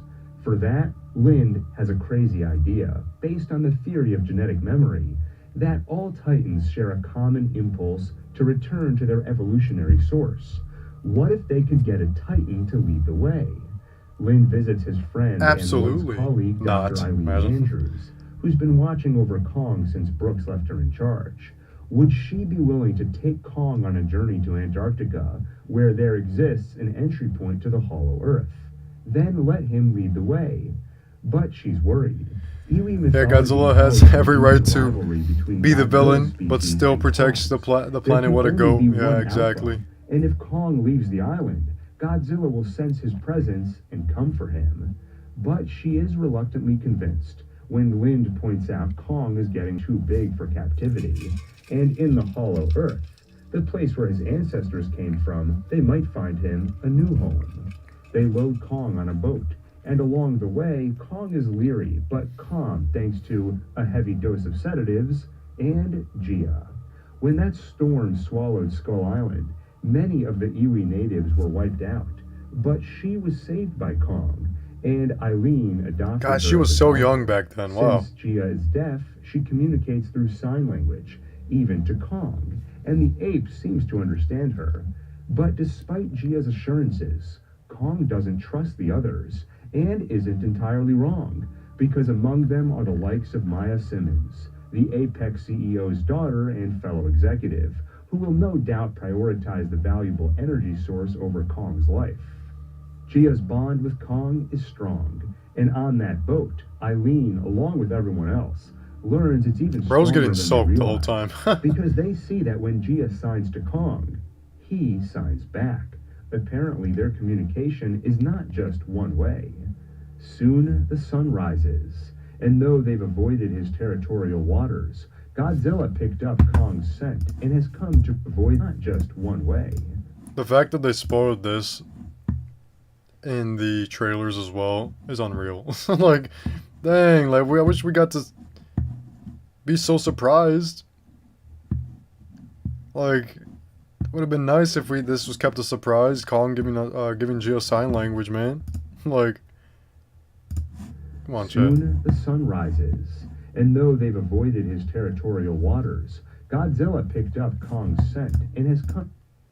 to prove he's the alpha. Whoops. Of course, Kong fights back, but this round, fought in water more suited to lizards than apes, goes to the lizard. Godzilla only leaves when Kong gives up. After that, they decide to travel the rest of the way by air, and in Antarctica, Kong is hesitant, until Gia tells him what he might find in the hollow earth. Family. They follow him in, and as promised, the Apex craft survived the gravitational inversion. Finally, they're there, a world beneath our own, filled with strange creatures and unseen wonders. They follow Kong to a place that once served as his ancestors' throne room. Yeah, right? DJC Gia is so little. This is crazy. Like, the fact that there's, like, big giant doors like that, like... radiation and place it on the Chat, hold on. Like, this... Like, try to comprehend big doors like that. Like, those doors are definitely the size of Shimu, if anything. Like, golly. Like, the fact that there's doors that big is crazy. Like, you can't comprehend it. There have to be skyscraper, you know, type buildings, basically. That's wild. Room. They watch him pick up a glowing axe and place it on the ground, revealing the energy source, drawing radiation from the Earth's core into the axe. That's so cool. It's a sight to behold for most. For Maya Simmons, it's time to grab what her father sent here for. Leaf wings. She extracts a sample of the energy and uploads the analysis to Apex. That is the discovery of the millennium, Eileen shouts. You can't strip it for parts. At that, Maya has her men draw. Gio's like, what the fuck, bro? Which makes Kong angry, which makes him loud, drawing the attention of some Hellhawks. Kong protects Eileen. Oh, they're called Hellhawks, not Leaf Wings? While they escape. Oh, the Leaf Wings are the other ones, Simmons okay. Himself, crushing her ship in his hand. And during all that, another threat revealed itself as a blast. How of big do atomic those Leaf breath Wings put a get? hole in Kong's throne room. Apparently, I know these Hellhawks are kind of big. Have taken them beneath Hong Kong, which happens to be where Godzilla finds himself at the moment. Why is he there? The same reason he's been surfacing lately to attack, seemingly unprovoked. A mystery Madison Russell has been unraveling with help from her friend Jonah and podcaster conspiracy theorist Bernie Hayes. They decided to investigate Godzilla's behavior because they knew the truth. He doesn't attack unprovoked, and all his attacks have been at Apex facilities. It's likely they are the ones who have been provoking. Yeah, they spoiled Mechagodzilla. Yeah, they did. From the inside Bob Studios, yeah, they did. They spoiled Mechagodzilla too. Get Jonah and Madison into one of the facilities they spoiled Burning Godzilla and King of the Monsters. Underground area. Mechagodzilla. And stumbled into a shipping crate that was sent through a high-speed Shimo to Hong Kong, where they golly, they don't learn, do they? The thing the CEO has been hoping to power with the Hollow Earth's energy source. His very own Mechagodzilla. Mechagodzilla. And they discover the retrieved Ghidorah head. Ghidorah had necks so long, the individual heads had to communicate with each other telepathically. And now Apex has tapped into that power, allowing Ren Serizawa to control Mechagodzilla telepathically. It's this wow, look at that shot. That looks so good. Which provoked Godzilla and drew him to Hong Kong, where he sensed King Kong beneath the surface. The rivals fight, and the first round seems to go Kong's way, but this is the king of the monsters he's fighting, and round 2 is a decisive victory for Godzilla. He leaves the giant ape on the ground, barely alive. Bro almost killed him, bro. The ones he loves first, but when it comes to caring for his teeth. But the battle is not over, because at Apex, they've made a fatal miscalculation. Once they replicate the Hollow Earth energy based on Maya's sample and fully power Mechagodzilla, it disconnects Serizawa and takes on a mind of its own. I have no idea how Bernie knew about the brains like that. It kills the CEO, Walt Simmons, and then goes after Godzilla himself. The robot is powerful. Oh, it was so cool seeing Mechagodzilla for the first time, bro. Godzilla might lose. Maybe Kong could help, but Gia can feel that his heart is slowing down. He'll die soon. They could restart his heart, but for that, yeah, the monsterverse Godzilla is not the. He's pretty thick. They have it. That's why he's skinny now. It's powerful enough to get through the gravitational inversion boundary, and once they landed on Kong's chest, it proves powerful enough to restart his heart.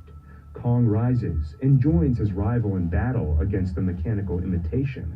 It's a close fight, so Madison decides to tip the odds in their favor by spilling whiskey over a control panel at the Apex facility, momentarily disorienting the machine. It gives Godzilla and Kong the moment they need to claim victory. And seconds later, Kong is roaring victoriously with Mechagodzilla's head in his hand. The machine Man, is the dead, fact that King Ghidorah's leaving soul was only in the that, bro, two is crazy. ancient rivals. They face each other until Kong drops his axe. For today, their fight is over, and Godzilla returns to the sea.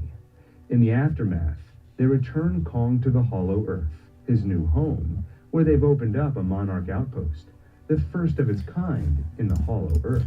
Yeah, Billy the Monster Boy, I heard that we got a new clip for Godzilla X Kong. I am not watching it at all because, I mean, I can wait until the movie, and we have 9 days away. I want to experience that clip for the first time in the theaters. I don't know. I haven't even watched the Chinese trailer.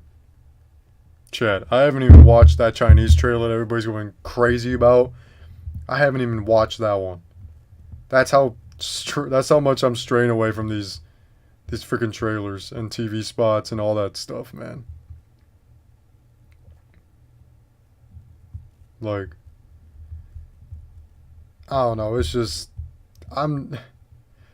yeah, gangster, I know there's a new Godzilla X Kong clip. I'm not watching it because there's no point. I mean, there's 9 days away, and I can wait into the movie, and I also think that they're showing a lot, and I really want to go into this movie, at least with the footage that I remember from the first trailer, second trailer, and the final sale trailer.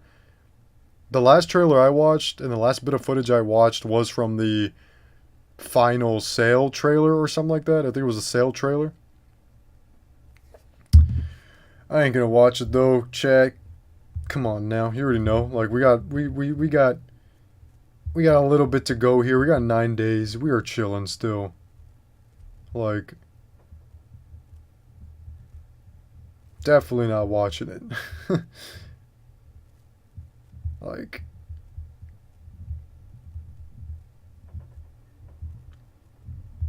you know what I mean?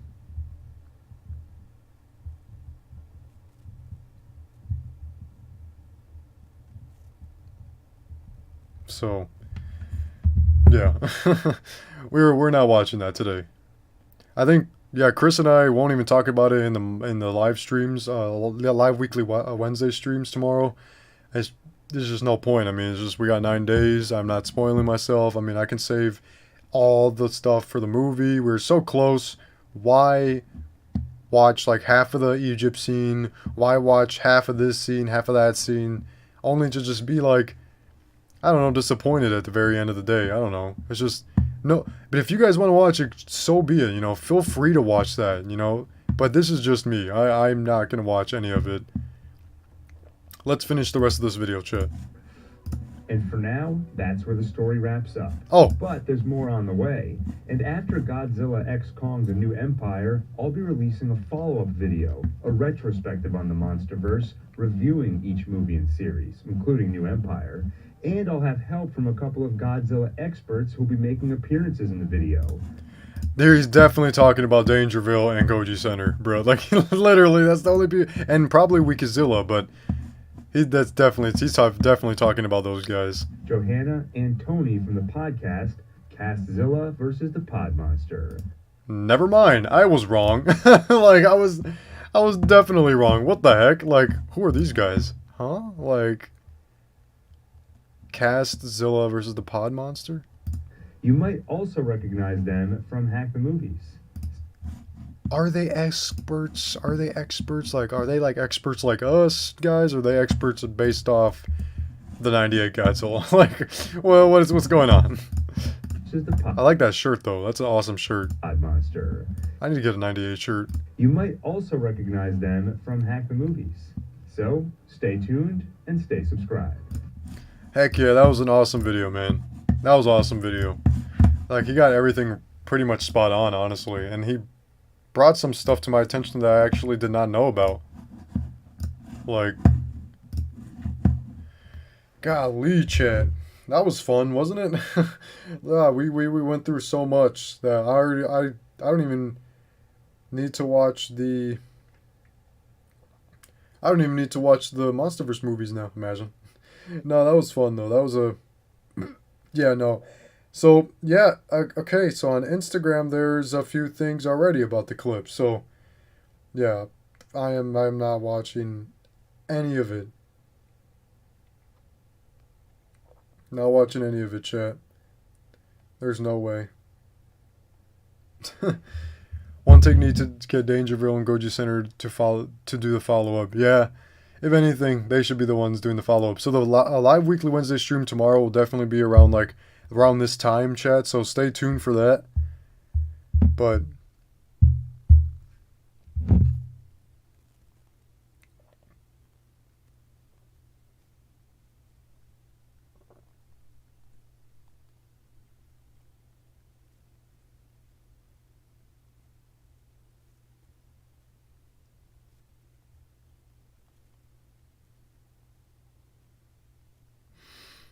oh, totally forgot. We have to have some music a little bit. Just a little.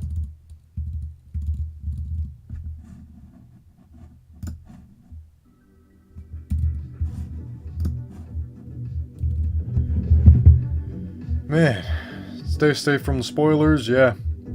Whenever Lewis got a new figure, Little Timmy wants to know your location. Oh my gosh, guys, yeah, Little Timmy, man. Luckily, I've been avoiding Little Timmy for a little bit, but yeah, my wife is tired of all people posting about all these trailers still, man. It's just wild. My wife is getting tired of it. She's trying to avoid everything online, on Instagram, TikTok, YouTube. She's trying her best. I'm trying my best too, man. 2-hour stream, yeah, we did good, man. We did good, guys. Thank you guys so much for those who still joined and still stayed active in the stream here. I really appreciate all of you guys. Kingzilla, Bob Studios, Nilo, DJC, Goji Jojo, Billy the Monster Boy. Really appreciate all of those, all those OG people, man, for staying active. If you guys want to go to the GFam/PlanetX Discord. It is in the link in the description below. I really appreciate all the love tonight, guys. We had a good stream here today. We had fun. We went over the Monsterverse, clearly. And tomorrow's Live Leak Wednesday stream will have me and Chris in it, and we'll be talking about all the news regarding Godzilla Kong New Empire, -1, anything Godzilla. But we are not going to be talking about the trailers nor TV spots that have been coming out since last Wednesday, because none of us him and I have not watched any of them yet. And we probably won't until after the movie, so I haven't watched any of it. I'm gonna try my best not to watch anything on Instagram, because everybody and their mom posts a post about it on Instagram. So, but yes, Godzilla X Kong New Empire actually just posted this as well. Did you guys get your tickets for Godzilla X Kong New Empire? Get your tickets, guys. Get your tickets. I already got mine. My wife and I got ours last week for March 28th on IMAX. On the IMAX screen, man. Like, I cannot wait. It's gonna be fun, man. It's gonna be fun. Man. What a great stream we had today, guys. Oh, my head. I appreciate all the love, guys. I really do. I'm so sorry for my hair being so messy, and that's what happens when it gets out of the shower. It kind of gets poofy and stuff. Yeah, 10 days, 9 days for everybody. 10 days, 9 days. You're getting your tickets this weekend? Hey, that's what's up, man. That's what's up. Try to go for IMAX, please.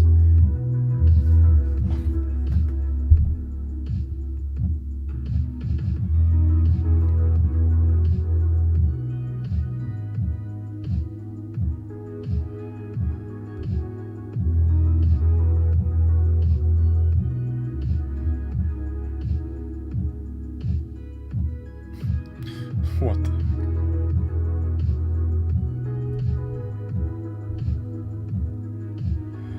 Man, 9 days, guys. 9 days. You're going Sunday? Awesome, man. Awesome.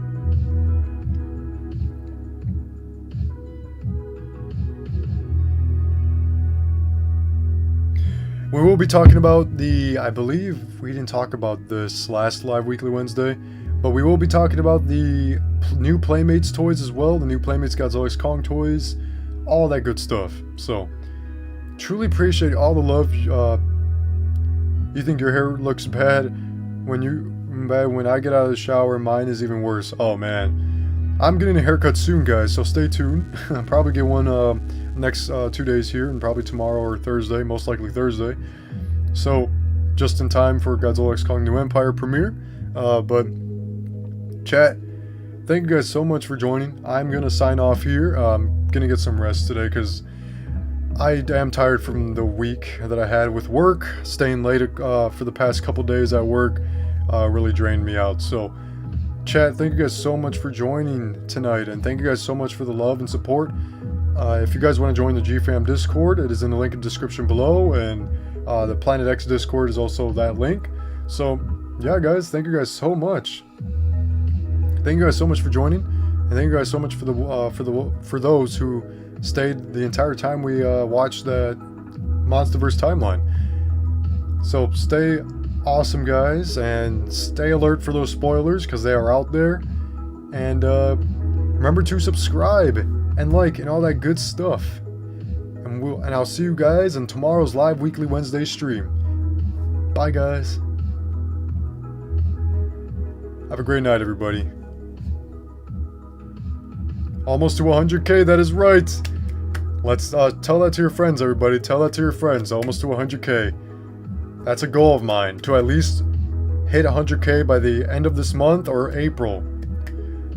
We can do it, guys. Tell your friends, tell your family. Bye, guys. Bye.